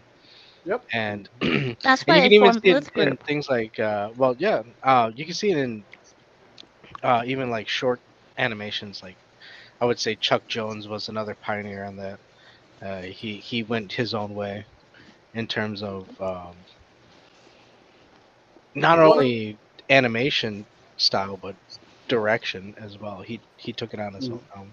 One of my Absolutely. favorite Disney-esque movies that wasn't Disney, and a lot of people think was Disney, now it's been bought by Disney, is Anastasia. Mm. Yeah. It was bought by Disney. I thought that was still. That God, was I a thought that Bluth. was It was Don Bluth. That was a It Bluth. was Yeah. Don Bluth, but it Mhm. was Don Bluth through which major studio was it through again? Was it DreamWorks? Or it wasn't, I because don't I think think it DreamWorks was. started with Shrek, but I think it was before that. Fox Family Films. It was Yeah. 20th Century It was Fox, yeah. And Yeah. it was that element of Fox was spun off and bought by Disney. Yep. Mhm. So Anastasia is now a Disney princess, technically. But Anastasia was not a Disney princess when Anastasia came out. Yeah, let's see them do a Jim- live version of that. Yeah. Jim Cummings did the singing voice for Rasputin. Yeah, and So that song, Raphael from Ninja Turtles singing in Wait, for real? Anastasia. Huh. yeah, Yeah. that song, his villain song, one of the best villain songs of any fucking No, movie. no, no, no, no, no. The best villain song in an animation video is Tim Curry's Ferngully. Ferngully? Yeah. Toxic love. Toxic love. Yeah. Like I said, though, Slime beneath them. Slime up above. like I said, though, the Rasputin in the Dark of the Night from Anastasia, one of the best. Because I think just what's that- funny is that you got Christopher Jim Cummings is the singing voice of Rasputin, but the talking voice is Christopher Lloyd. Yep. So you got Raphael, you got Raphael from the Ninja Turtles singing for him, but then you've got fucking Doc Brown doing the voice when he's just talking. Oh shit. But yeah, it was fantastic. That Yeah, Rasputin or Anastasia was a great movie. I Yeah. haven't seen it in forever, but yeah, I love that movie. And also, it did something that I wish more movies would go back to doing, because it had songs made for it. There are occasional Disney movies that'll still do that, and when they do that, those tend to be movies that are extremely well received. See, Well, I mean, Disney's been doing that all along. I mean, all of the Frozen movies they made songs for that, and that was like the last big one. Of course, Let It Go. But in terms of like the last time that they made one, in my opinion, that was really great was Friend Like Me and Frog Princess. But some of the songs in Tangled were always good too, but they're not as memorable. Yeah, Now I See the Light was kind of good, but I don't know. but I stand by my when movies get songs made for themselves, where it isn't just let's take take a song that is already pop out song. and people already know on the Hot 100 list. well, I It think is they did that far with better to my mind. like Tarzan. Once they got into that type of thing, where it was like, let's have so and so do the music. Yeah, but even then, they had so and so do the music, but they had them write the songs for the movie. Well, yeah. Yeah. I mean, but And they were. I- I would assume, and this is speculation. And They were looking at it like it was going to be like the Disney Renaissance Broadway style music, where they're going to write a song and it's going to be, oh man, it's the new, if I can, well, actually, before Tarzan and oh God, what's his name? Genesis. Phil Collins. yeah, There was Elton John with Lion King. No, Yep. yeah. No, he did the one song, but the rest of Yeah. the soundtrack was written Okay, composed by that's true. That's So true. Yeah. it was And- Elton John did the theme, like the I don't want to say the theme, but it I But think it he did was two the songs in that. yeah, but it was one of those I know he did Circle of Life. yes. Yeah, and that one is the theme. It has to be. But that whole Disney Renaissance was essentially curated by Broadway type people. So I mean, that's where they had their base musicals, and then they had the catchy hook type themes. So that's where you get. I was right. He did Circle of Life and Can You Feel the Love Tonight? nice. Oh yeah. Oh yeah. Also, I miss when there were songs that were just meant to be funny songs. Wait, who did Oh, yeah. who did the other music for Lion King? So For Lion many- King? Let me look it up. Because the only reason I say this is because I swear the same time Lion King was out, I was doing the Joseph thing, and everybody kept glossing over, or not gloss, but like, oh yeah, we're working with the same music composer, and it's like, are we really? Okay. We're not doing that. So, in terms of the writers, it looks like it's a triple credit. It's Elton John, Nick Glenn Smith, and Hans Zimmer. Holy shit, Hans Zimmer. Mm-hmm. Gladiator. Yep. Pirates of the Caribbean. What's that? He's in so many fucking amazing. Hans Zimmer did the music for Pirates of the Caribbean. No, I'm just goofing on that. Speaking of Why, Goofy, you wait, little... Goofy movie? Oh, did you do a Goofy movie? I think that's what Tyre's saying. Oh. I'm sorry, Tyrannosaur. You know. Oh my God! I guess I was wrong about that. He didn't just Elton John didn't just do Circle of Life. He also did Can You Feel the Love Tonight? He also did I Just Can't Wait to Be King and the reprise of Can You Feel the Love Tonight for the ending credits. Yep. No, reprise doesn't work. Doesn't count. Okay. That still only counts as one. Still only counts as one. But no, Tyrannus said he did Goofy movie, and you know what, Tyrannosaurus, you'll be my ally when you help me join the battle against fucking Terry. His aggression cannot stand, man. Keeps beating us into these fighting games. Oh. I have to say though, Goofy movie had no reason to have as fucking amazing of a soundtrack as it did. Well, Goofy movie's just a great movie. It's a better movie than anyone gives it credit for. Yeah. Yep. It's more mature than a lot of people think too. I mean, Matt's staring at those background dancers' asses as they walk by. Oh yeah. Well, wouldn't you be? I mean, yeah. Hi, Dan. Especially at that age.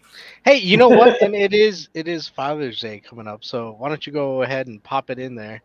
It's a good Father's Day movie. Yeah. You learn the perfect cast. Hey, yo. Yup. Oh, hey, Kefki.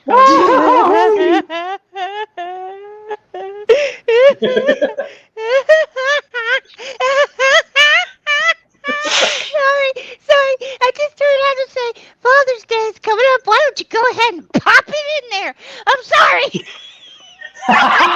Glorious.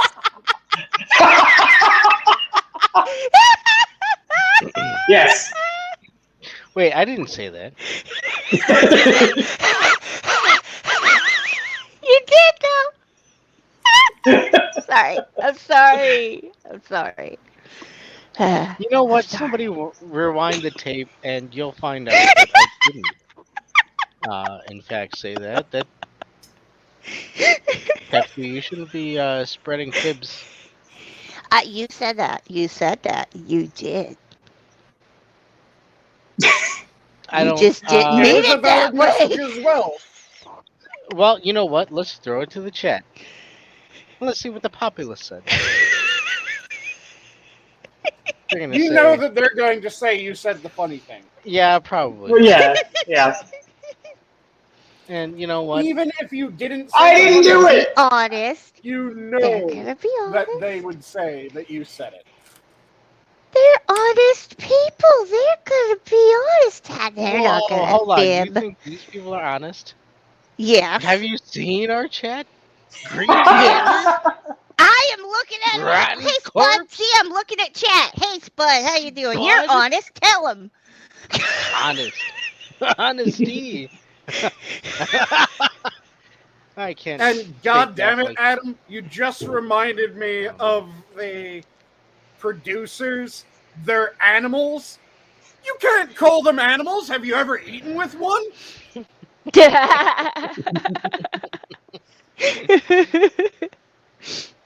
I might have been watching some musicals before the show, yes. Or not. Musicals are underrated. I'm going to come out and say it. Musicals are underrated. A lot of people hate on musicals unduly. Yeah, well, we tend to dismiss those types of viewpoints. Well, Yes. I think that musicals are the JRPGs of movies. Because what happened is that Mm. musicals are good. JRPGs are good. They got oversaturated, so everyone started hating them. I mean, oversaturation. Does that really count when you've got great musicals from even back in the 40s? Oh, I'm saying that you had musicals would come out every so often for a while. Mm-hmm. And then in like the mid 80s to 90s, you had a fuck ton all hit at once. I just think that there's some people that are just way too cynical for their own good. There's no good reason for for Xanadu to be the reason why the Razzies exist. Whoa, hold on. I only brought this up because the recent Tonys Awards show, and we got to be respectful of the. No, we don't. We don't have to. But all I mean, that, Rotten Corpse does bring up one that I agree with. Grease is overrated. Yes, I will 100% agree with you. Grease is massively overrated. It you is. know what? And in true theatric thespian performance, Cats one-upped it, and then I think Hamilton one-upped that. So, it's Mhm. always ever, Cats. yeah, it's always a ever part sniffing, I'm, endeavor He's with talking these the people. play, not the movie, Kefki. I'm still waiting for the butthole edit Okay. of the Thank you. movie. The movie needs to release the butthole edit. Never Those are forget good. what they took from you. I shake my fist.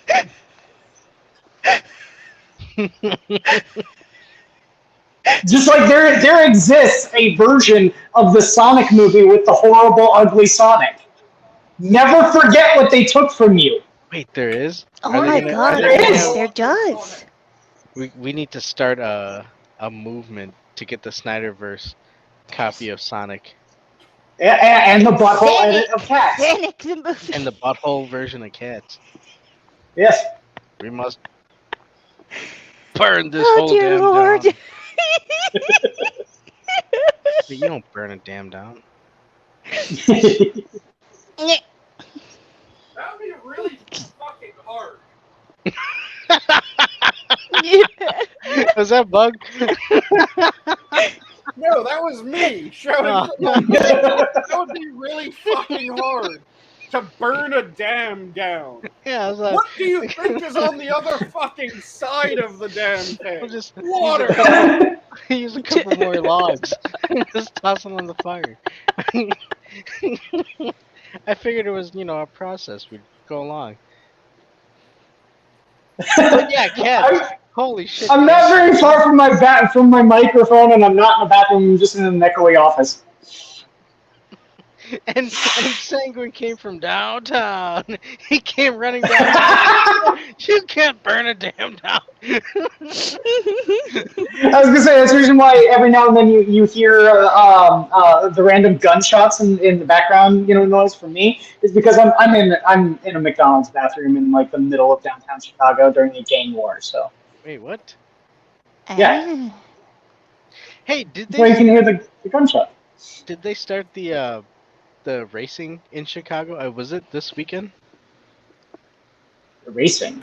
They did you closed say down a bunch of. racing or race thing? No, Because for some there's reason I just got the image of you trying to ask, did they start the race war?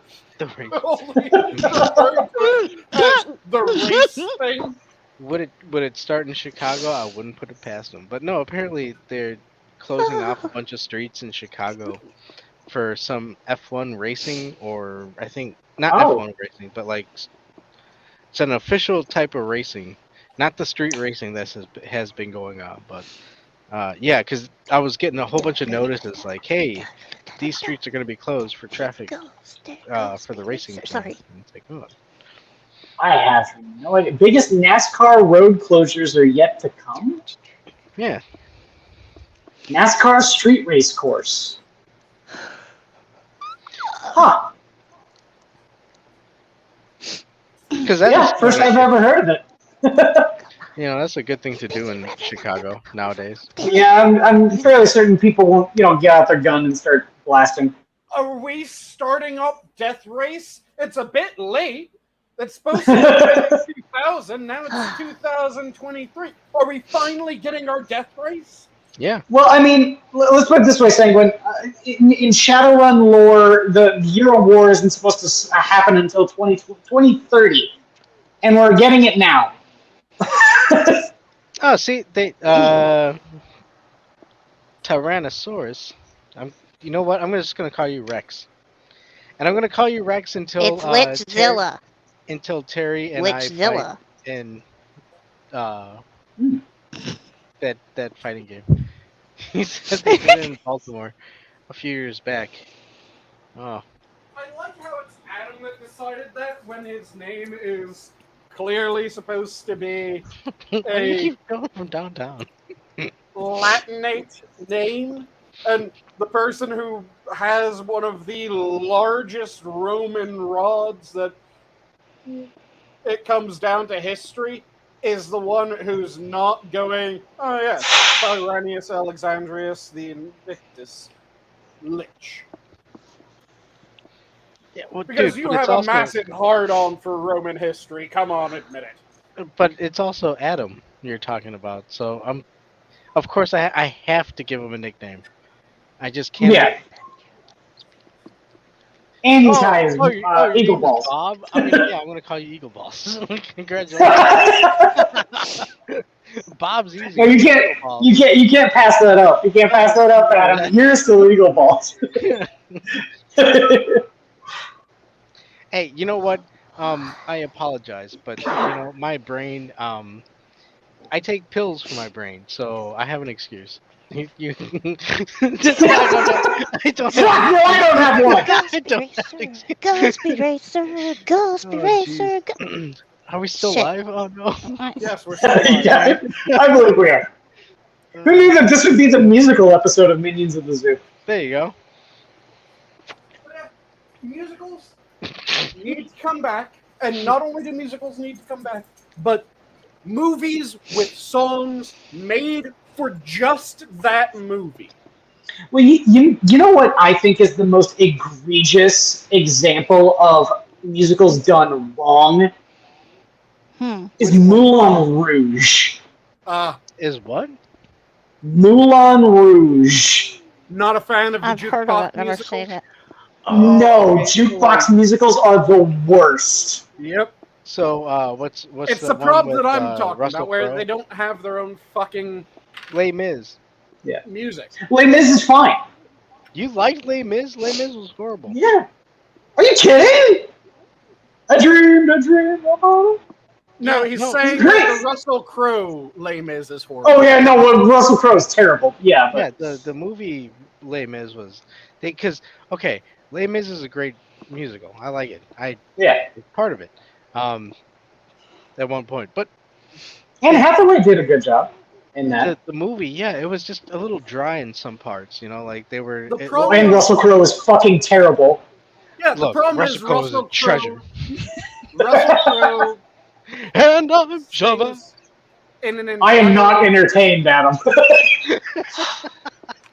Russell Crowe sings an entirely different genre of music. He was trying to sing Les Mis as if it was... What fucking genre is he in again? Because Russell Crowe actually does perform. Yes, he performs in a really shitty rock band. Okay, it was a rock band. Yeah. I couldn't remember whether it was rock, country, or something else.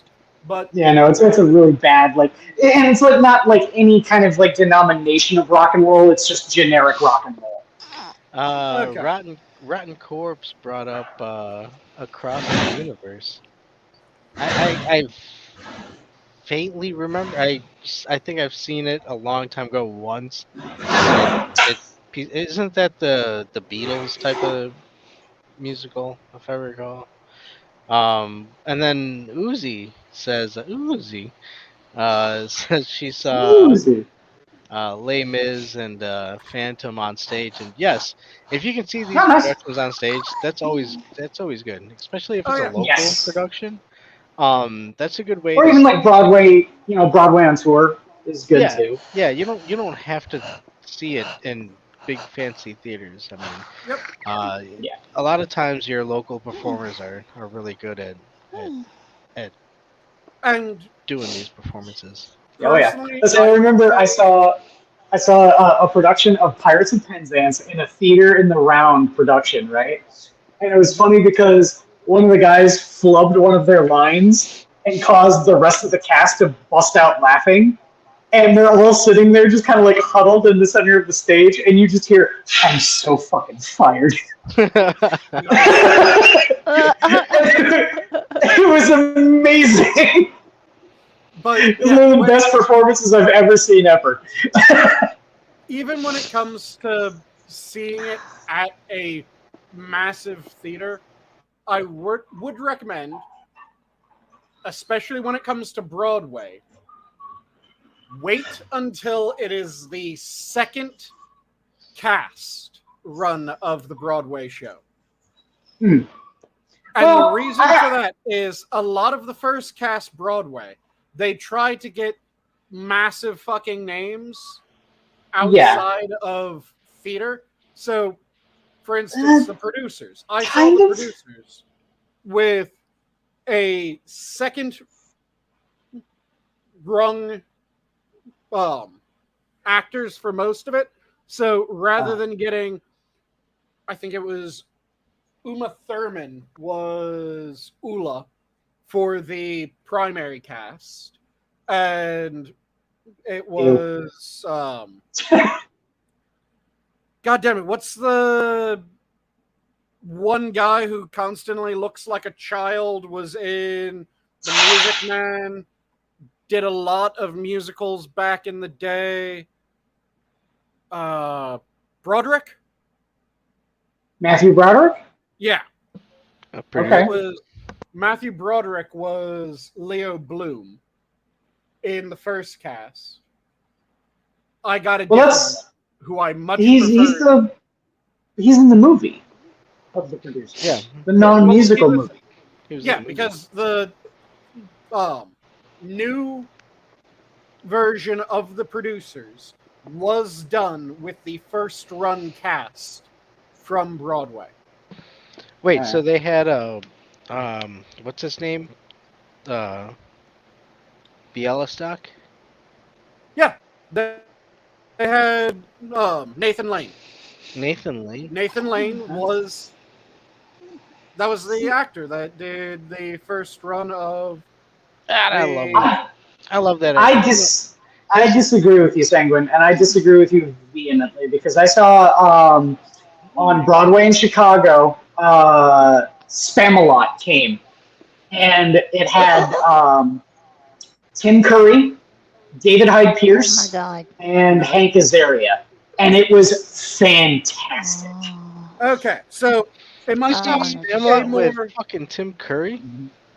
Yes, it might be a more case-by-case basis then, because the Matthew Broderick was a inferior Bloom to. I saw the second cast, and the second cast had the younger brother from Wings.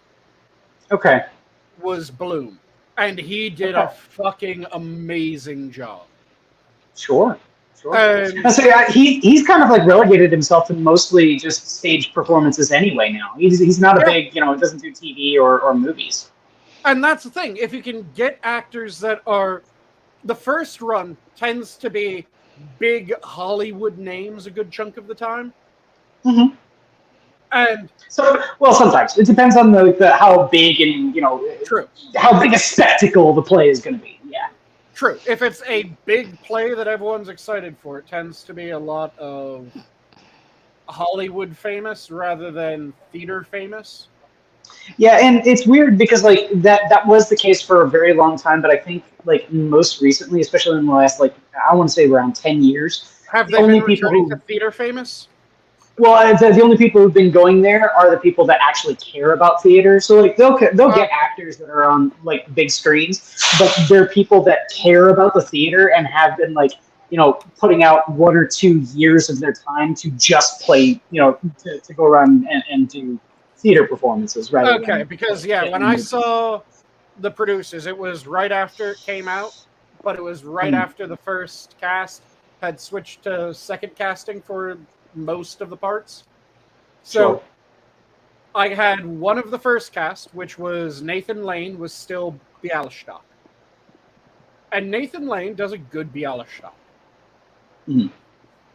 Then, like I said, I had Broderick swapped for the younger brother in Wings, which was a better cast to my mind. Mhm. Because Broderick, I have the movie version of it. His acting just doesn't work for me. It's nowhere near the original. I've got the movie version of like Mel Brooks back in the day. I have both movie versions. So I have the Zero Mostel as well as the Nathan Lane. Yeah. And that was where a lot of the problems came in, where when you're comparing Broderick to Wilder, no competition. No, not competition at all. No one can compare to Wilder. Just period. That's come on, full dude. stop. Look, Gene Wilder is Gene Wilder. Yep. Yes. Does he really? Hold on. Does he really compare to Sausage King of Chicago? Eddie Bauman. Waka Waka. There we go. How you doing, Kefki? Are you still awake? Yes. Oh. Hi. I How you think doing? just barely. But I was saying, I'm going back real quick to Spam-A-Lot. It was great because like Tim Curry like was part of all the other songs, but his first like solo bit was the actor that played Clancy, his peasant, started in to Always Look on the Bright Side of Life, and Tim Curry chimes in on the verse, Always Look on the Bright Side of Death. Nice. Just before you draw your terminal breath. Life's a piece of shit when you look at it. When you look at Life's a it, joke and that's life's the truth. I mixed it up there. You'll see it's all a show. Keep on laughing as you go. As you go, but remember that the last laugh is on you. Oh, wait, sorry. I do have to say, my favorite song from Monty Python, hands down, Galaxy Song. I think I woke my neighbor up. Oh God. The Galaxy Song is I got it. You're welcome. And then, I got it wrong. Green Badger just corrected. It's Abe Froman, who's the Sausage King of Illinois. Abe Froman. Abe Froman, The Sausage King of Chicago. But yeah, the Galaxy Song is my favorite, and then within That's the a top great 5 song. is absolutely Every Sperm is Sacred. Oh, that's a great song too. It's sacred. Every sperm is good. There is some Yeah, I just love the fact, all the fucking gags in it, the fact that you have little Irish children singing about sperm, and then the mine and mine part of the song where it's a dude. That makes sense. It's a woman. The fuck? It's a dead man. Okay. Damn it. It's fantastic. Though it is that time, I feel. Shall we go to parting words? Is that time? Sure. Is it really? Yeah, it is currently 0:39. I feel like we just started though. We've been going at a good clip. Yeah, we're just shy of 2 hours. on the stream time? Well, so If we have any topics that we would like farewell. to launch into, then we could. Auf Wiedersehen, goodbye. No. Go and eat a pizza pie. Da, da, da, da. Wait.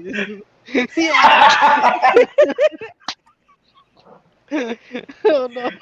Who knew that this is going to be the fucking musical episode of the This concludes the music. The thing that's driving me crazy is the song that I keep on wanting to burst into. No, don't. Why are we bursting into musical songs? Because the song that I keep on wanting to break out since we were talking about the producers is Springtime.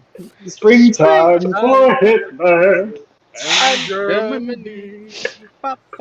Dude, you know, that pops in my head a A lot. new step And to it's not because I share. want, you know, a springtime for Hitler and Germany, but it's such a catchy tune.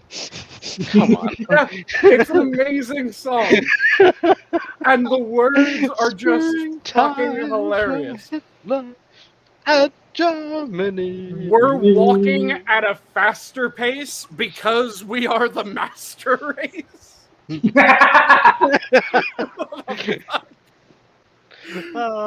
Also, just the fact that Mel Brooks did the same part in that song both times. Oh, yeah? Don't be stupid, be a smarty. Come and join the Nazi party. Oh yeah.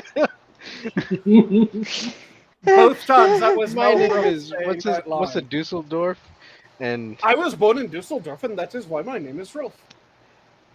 sweet lord. There's one part that really pissed me off that it wasn't in the new version of the producers, though. Mm. I know Inquisitor has seen the old one. Have the other two seen the old one? Adam, I think you have.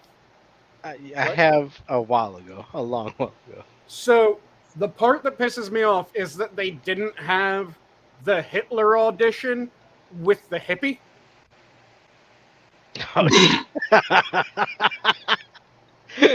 Because in the original, the actor that's cast for Hitler in the play within the movie is a hippie, and his audition is his own song that he wrote himself.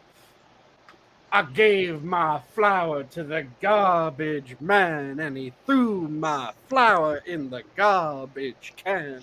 I gave my flower. And it is just this god-awful song. And it is that just bum, bum, bum, bum pacing that he's singing the entire fucking time. Come on, man. You know, just as it was, as it is now, they cannot craft a beat. Mm.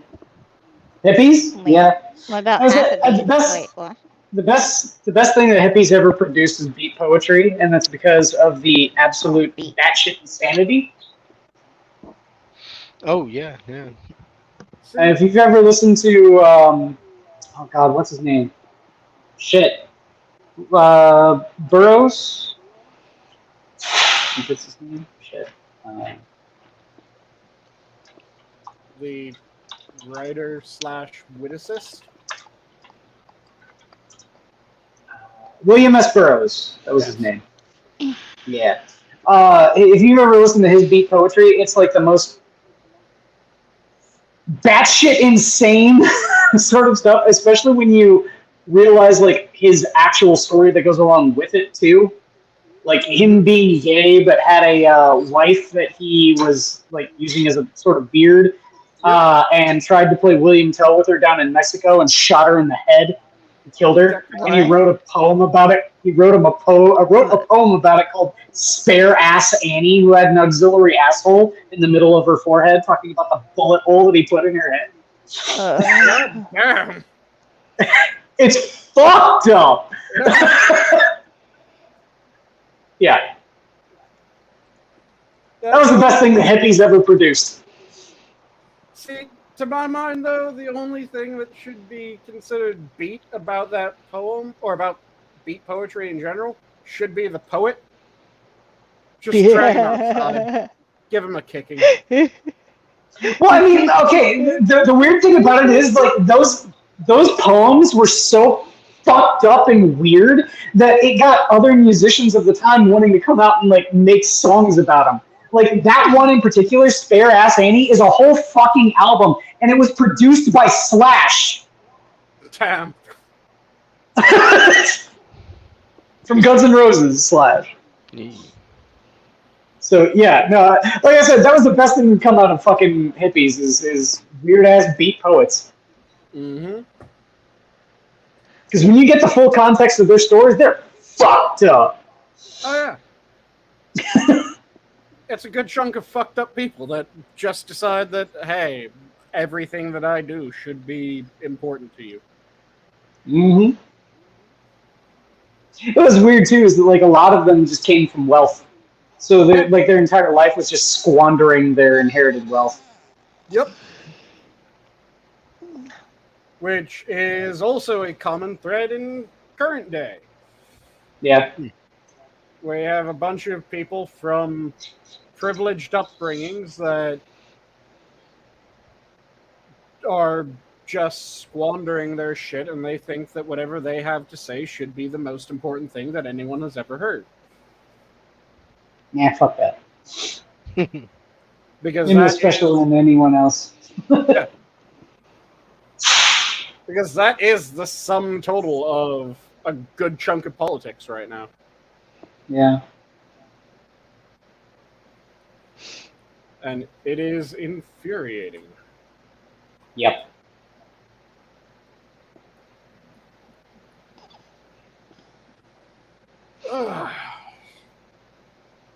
But yeah, seems that wound down. Anyone have any other topics, or shall we go around the horn? Yeah, go for it, bro. I actually have a topic. Yeah. Your face is a topic. Sorry, I'm Whoa. sleepy and Whoa! You know, Too far! I was half expecting this kind of, I'll admit, cowardly attack. You know, my face. My face. I'm sorry, Adam. I'm sorry. I'm so sorry. It could have been worse. He could have said something slightly different, which would have given me an opening I couldn't resist. Uh-oh. Well, thank you for that. Or not. Now you Yeah. have Do not to thank you for dread- that. Yeah. I have Okay, to yeah, my dread what face. might have been. Yeah. Yeah. I'm sorry. What's Alright, the topic, you know, Adam? What was your topic, Adam? Hey, Adam. Hey, Adam, what was your topic? Hey, Adam. It's not important. Oh, no. I'm sorry. No, I was gonna talk about the aliens in Las Vegas, but yeah, Oh yeah, that the Aliens? UFO detector thing. Yeah. and the cops put up cameras to surveil, Yeah. Wait, really? and It some was footage it- was redacted. Yeah, it's weird, but you know what? Yeah, my face. My face was more important than talking about aliens. I mean, if aliens invade, then the obvious recourse is just to kill them. Yeah, kill them Well, aliens. I mean, I'm pretty I've sure. said I'm many pretty sure the times- fine folks at Las Vegas PD has protocols for extraterrestrial. Alien invasion. I've said many times, the way that we will sort through this, given human history, is first question, are they a direct danger to us? If the answer is yes, we fucking kill them. Well, If yes, the answer obviously. is no, we go on to the next question. Can we fuck them? If the answer is yes, we proceed to. If the answer is no, we go on to question 3. Can we trade with them? If the answer is yes, we do so. If the answer is no, we go on to the 4th question. Can we eat them? If the answer is yes, they're now on the menu. If the answer is no, we go to the final recourse. What the fuck is the point of them? Get rid of them. Dude, these As I, these I'm, questions are I'll, weirdly out of order. yeah, I was gonna say I'll just tell you right now. There's only one question that I ask is how to kill them. See, I stick by. Human history shows that those will be the questions asked, and that will be the order. I mean, human history is one thing, but I'm just saying. Yeah, that's because you have a hatred of Xenos due to 40k. Yeah. Oh yeah. No, I just have a hatred of Xenos because it's not human. He's already planned his battle armor for it, so Oh yes. I stand by my assessment of the questions and the question order. Was there actual aliens? Alien. Jesus. Aliens. Aliens. Aliens. There. Yeah. Was there actual ones? Like, did they? okay. So recently, I believe it was Vegas and I think Los Angeles, where it got to the point where police officers were involved and their body cameras films themselves. This is the okay. Let's lift the veil of goofiness of running a show. Adam is telling you that go look it up. It's out there. I think in the Vegas bit, it's the people installed cameras on the house because whatever. But that's that's the news. I can get Well, I mean, was it a hoax or is it actually? I don't. personally, I think it's Mm. a stir. It's to get people to Oh! have I remember what you was talking about. I'm sorry if you didn't want to. I didn't mean to ask you stupid questions. no. It's I'm sorry. it's to get the idea in people's minds Uh-huh. for other reasons. But again, Uh-huh. that's tinfoil hat Adam. That's Adam Jones. So we don't have to talk about Adam that. Jones. We were closing out the shop. Tired of them putting chemicals in the water, turn the freaking aliens gay. Nope. I just think And of the frogs you are trying to have indeed sex with officially me. gay. Listen, interdimensional demons, people. Let's say right here is the 8 News Now, Las Vegas. Las Vegas police set up cameras at house where family called 911 to report aliens. Huh. Okay, then. And apparently they redacted video cam footage or some shit. It's like I said, it's you can look into it or not. Wait, I hold on. don't want to get scared. This is part of the police report here. Contacted residents who stated they were concerned about a potential camera being placed in their backyard after seeing subjects walking on their property wall. Via a surveillance camera, officers inspected the perimeter and did not observe any cameras or anything. Okay, hold on. 3 things. First off, I would never, even if I was part of that, and the cops are like, "Hey, can we put cameras on?" I'd be like, "No, go fuck yourself."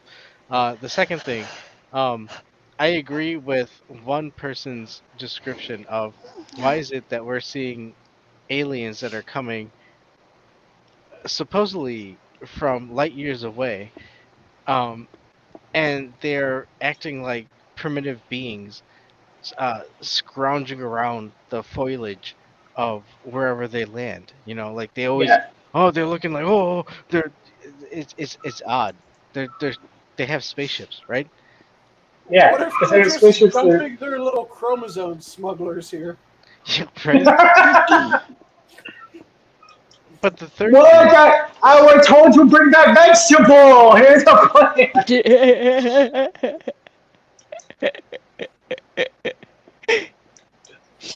Just the idea. Maybe they that lost a neutron aliens reactor or come to something. the- Sorry. comes come to Earth and just drop off the special members of their society.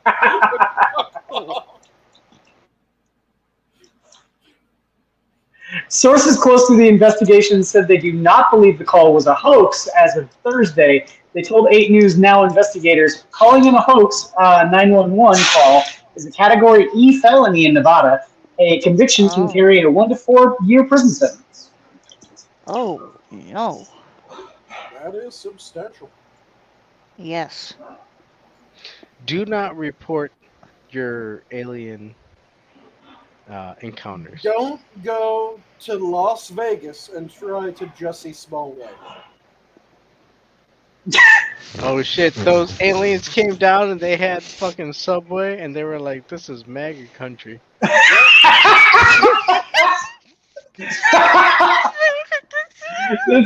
still my favorite bit about the whole Jussie Smollett thing. This is MAGA country. Fucking Illinois and MAGA country. Are you retarded? Legit. Also, the part that made me go, or all the parts that made me go, what the fuck, in just the base story were Polar Vortex going out for Subway, random white supremacists in Chicago call him Empire, then use 2 slurs against him. What fucking white supremacist watches Empire enough to know what the hell it is? I didn't Or the people that act in it, yeah. Oh Or yeah, the he people did that say act in it. they were like, hey, that's that Empire guy. Oh shit. Well, what's even worse about it too is like think about it this way. And say, no, there are white supremacists in Chicago. Fucking Illinois Nazis.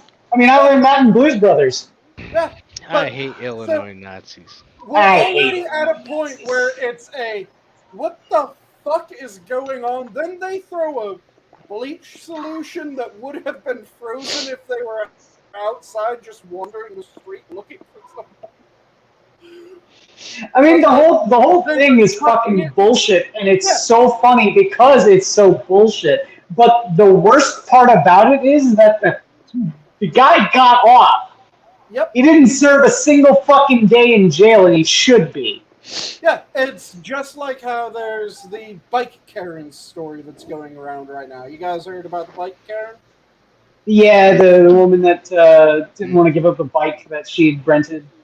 So, woman who is 6 months pregnant gets off of a 12-hour hospital shift and goes to get a bike to ride home. So I'll tell the story as her side told it. She gets a bike. Then as she's about to pull the bike out of the docket, she's accosted by 5 black men. One of which starts telling her that the bike is his, despite her knowing that she just checked it out. It was locked up. She unlocked it because it was her fucking bike. He then forces her back into the dock, and then he ends up swiping the bike from her by checking it out on his own account. They continue to accost her. They continue to insult her. They continue to put hands on her. So that was her story. She was fairly scared because she was being accosted by 5 black men. She's 6 months pregnant, small woman just off of shift from a hospital. So now the other side's story, which is again one of those Jussie Smollett where nothing makes fucking sense at any point of this story, is that these 5 young men were walking around, talking. They had their bikes with them. And then a 6 month pregnant, 6 month pregnant small nurse, right after a 12-hour shift, runs up and tries to steal a bicycle from one of them.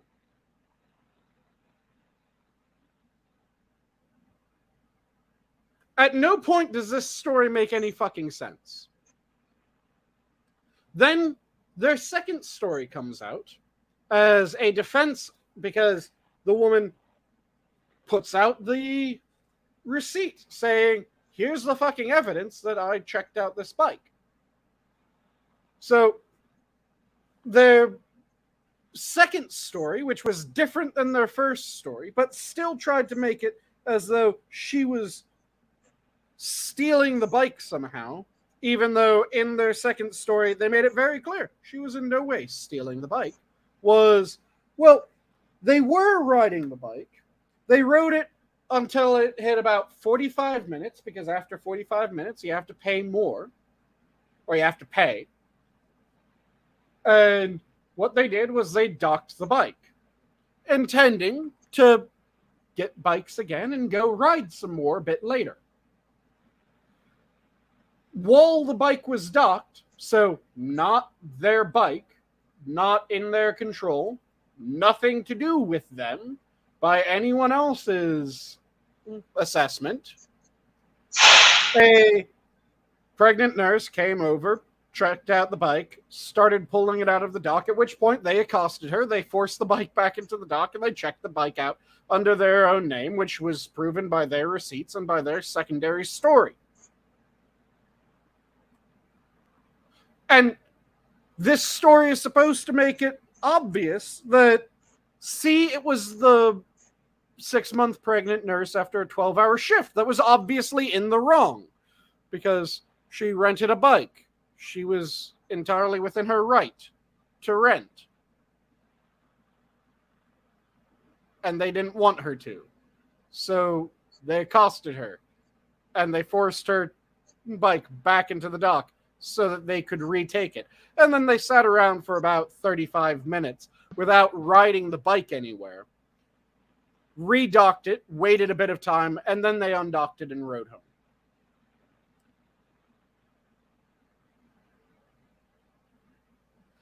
Like I said, this was a Jesse Smollett incident all over again, because at no point did their story make a whit of sense.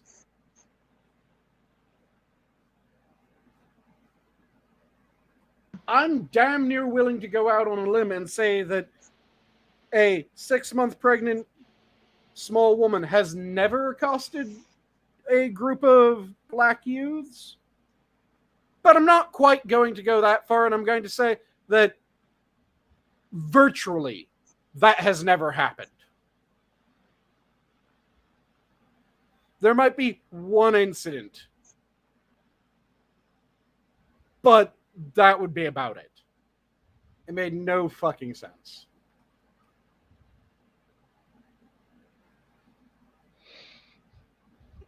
But yeah. Yeah. Anyone want to jump into any other topic, or shall we give our goodbyes? I'm game either way, so you guys decide which way you would rather go. I mean, when you say give your goodbyes, it's kind of like... Sounds like I'm going to kill you immediately afterwards. It sounds like you're going to toss the commitment ring that we had together, and you're just going to be like, you know what? I remember this, and this meant so much. But here we go, and you're just going to toss it overboard and into the waters. And don't cry. Don't cry, Kathy. Come on. Don't cry because it's over. Cry because it happened. Nice. Sorry.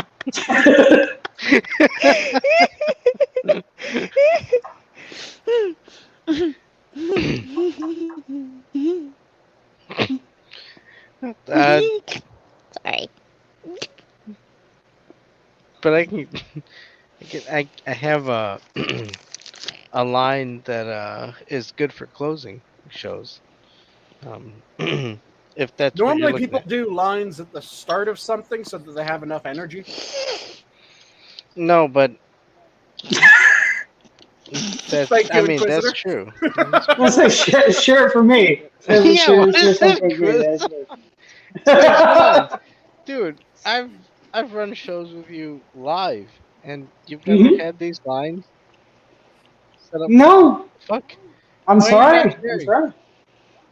Dude, It's expensive, all right? alright, yeah, but I've come with, like, fat joints, and you... Come on, dude. Okay. No. Oh, whoa. Now, Kefki. Kefki's bogarting it is what's going on. Yeah, Kefki. You don't have to advertise it there. We're Sounded still like a a family... fucking Hold on. Hoover there. We're still a family-friendly show. I don't know what Supposedly. you're Are we? talking about. I have no idea. I'm pretty sure I've talked about the one offender fucking a ham sandwich. I don't think that we're a family-friendly Good show. lord. A ham sandwich? A ham... Ooh. Yeah, back when I was a corrections officer, I walked past a cell on one of my security rounds, and there was just an offender going to town on a ham sandwich. I will never eat ham sandwich again. No, no, no, no. Yeah, thanks. See, the Sanguine thing for that ruining really ham had me sandwich. worried was I had to do a round every hour, and I didn't see that sandwich in his cell the second time. Oh Awesome. god. Oh god. And we are live, no. so I apologize for anybody who is listening to this show. And I'm just trying to garnish it. you, Oh dear god. roast beef sounds more better. More. He Yes. decided to add his own special sauce. You're not making it any better, Sanguine. Okay, so that's the minions, right? I believe you said that you had a line that you wanted to do, and Inquisitor was getting upset that you were bogarting.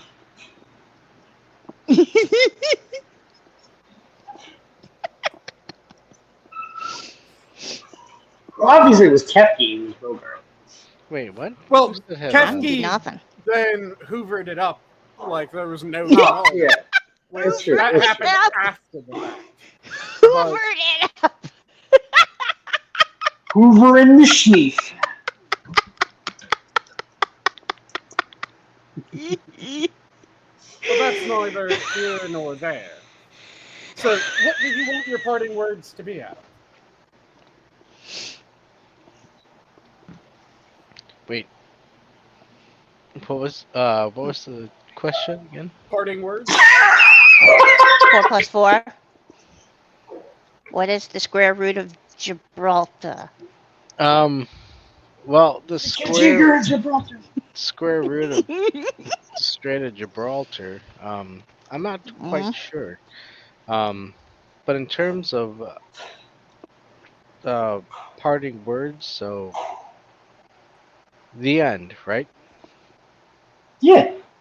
Okay. Those could be your parting words if you so chose, but Well, I don't want to, give some parting words and then have the show continue on. Whoa.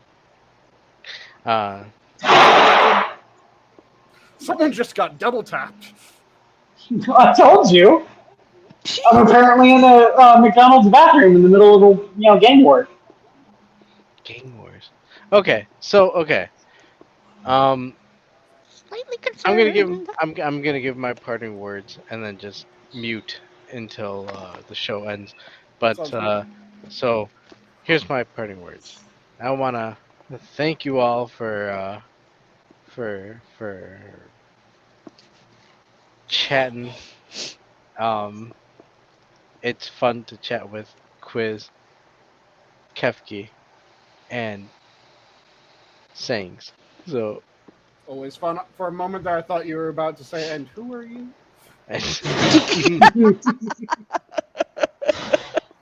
Shit, I forgot one of you.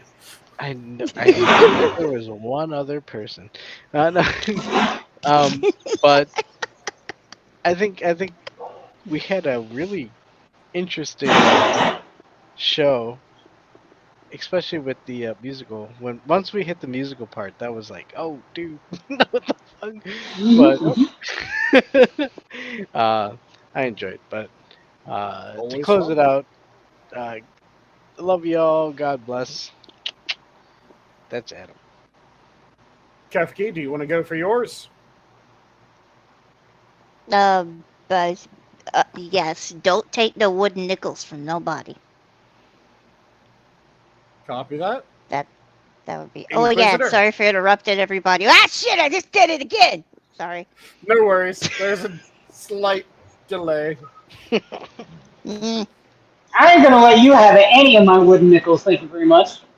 They're all mine. Those your parting words, Damn it. Inquisitor? Alright, get mine. It's, don't cry because it's over, cry because it happened. Okay. And I'll leave off with my standard of, if you're passionate about something, make sure that you devour it. Don't let it devour you. And with that, have a good night all. The zoo is closed. And now I click this button, and it takes a couple moments for it to actually silence this shit. So-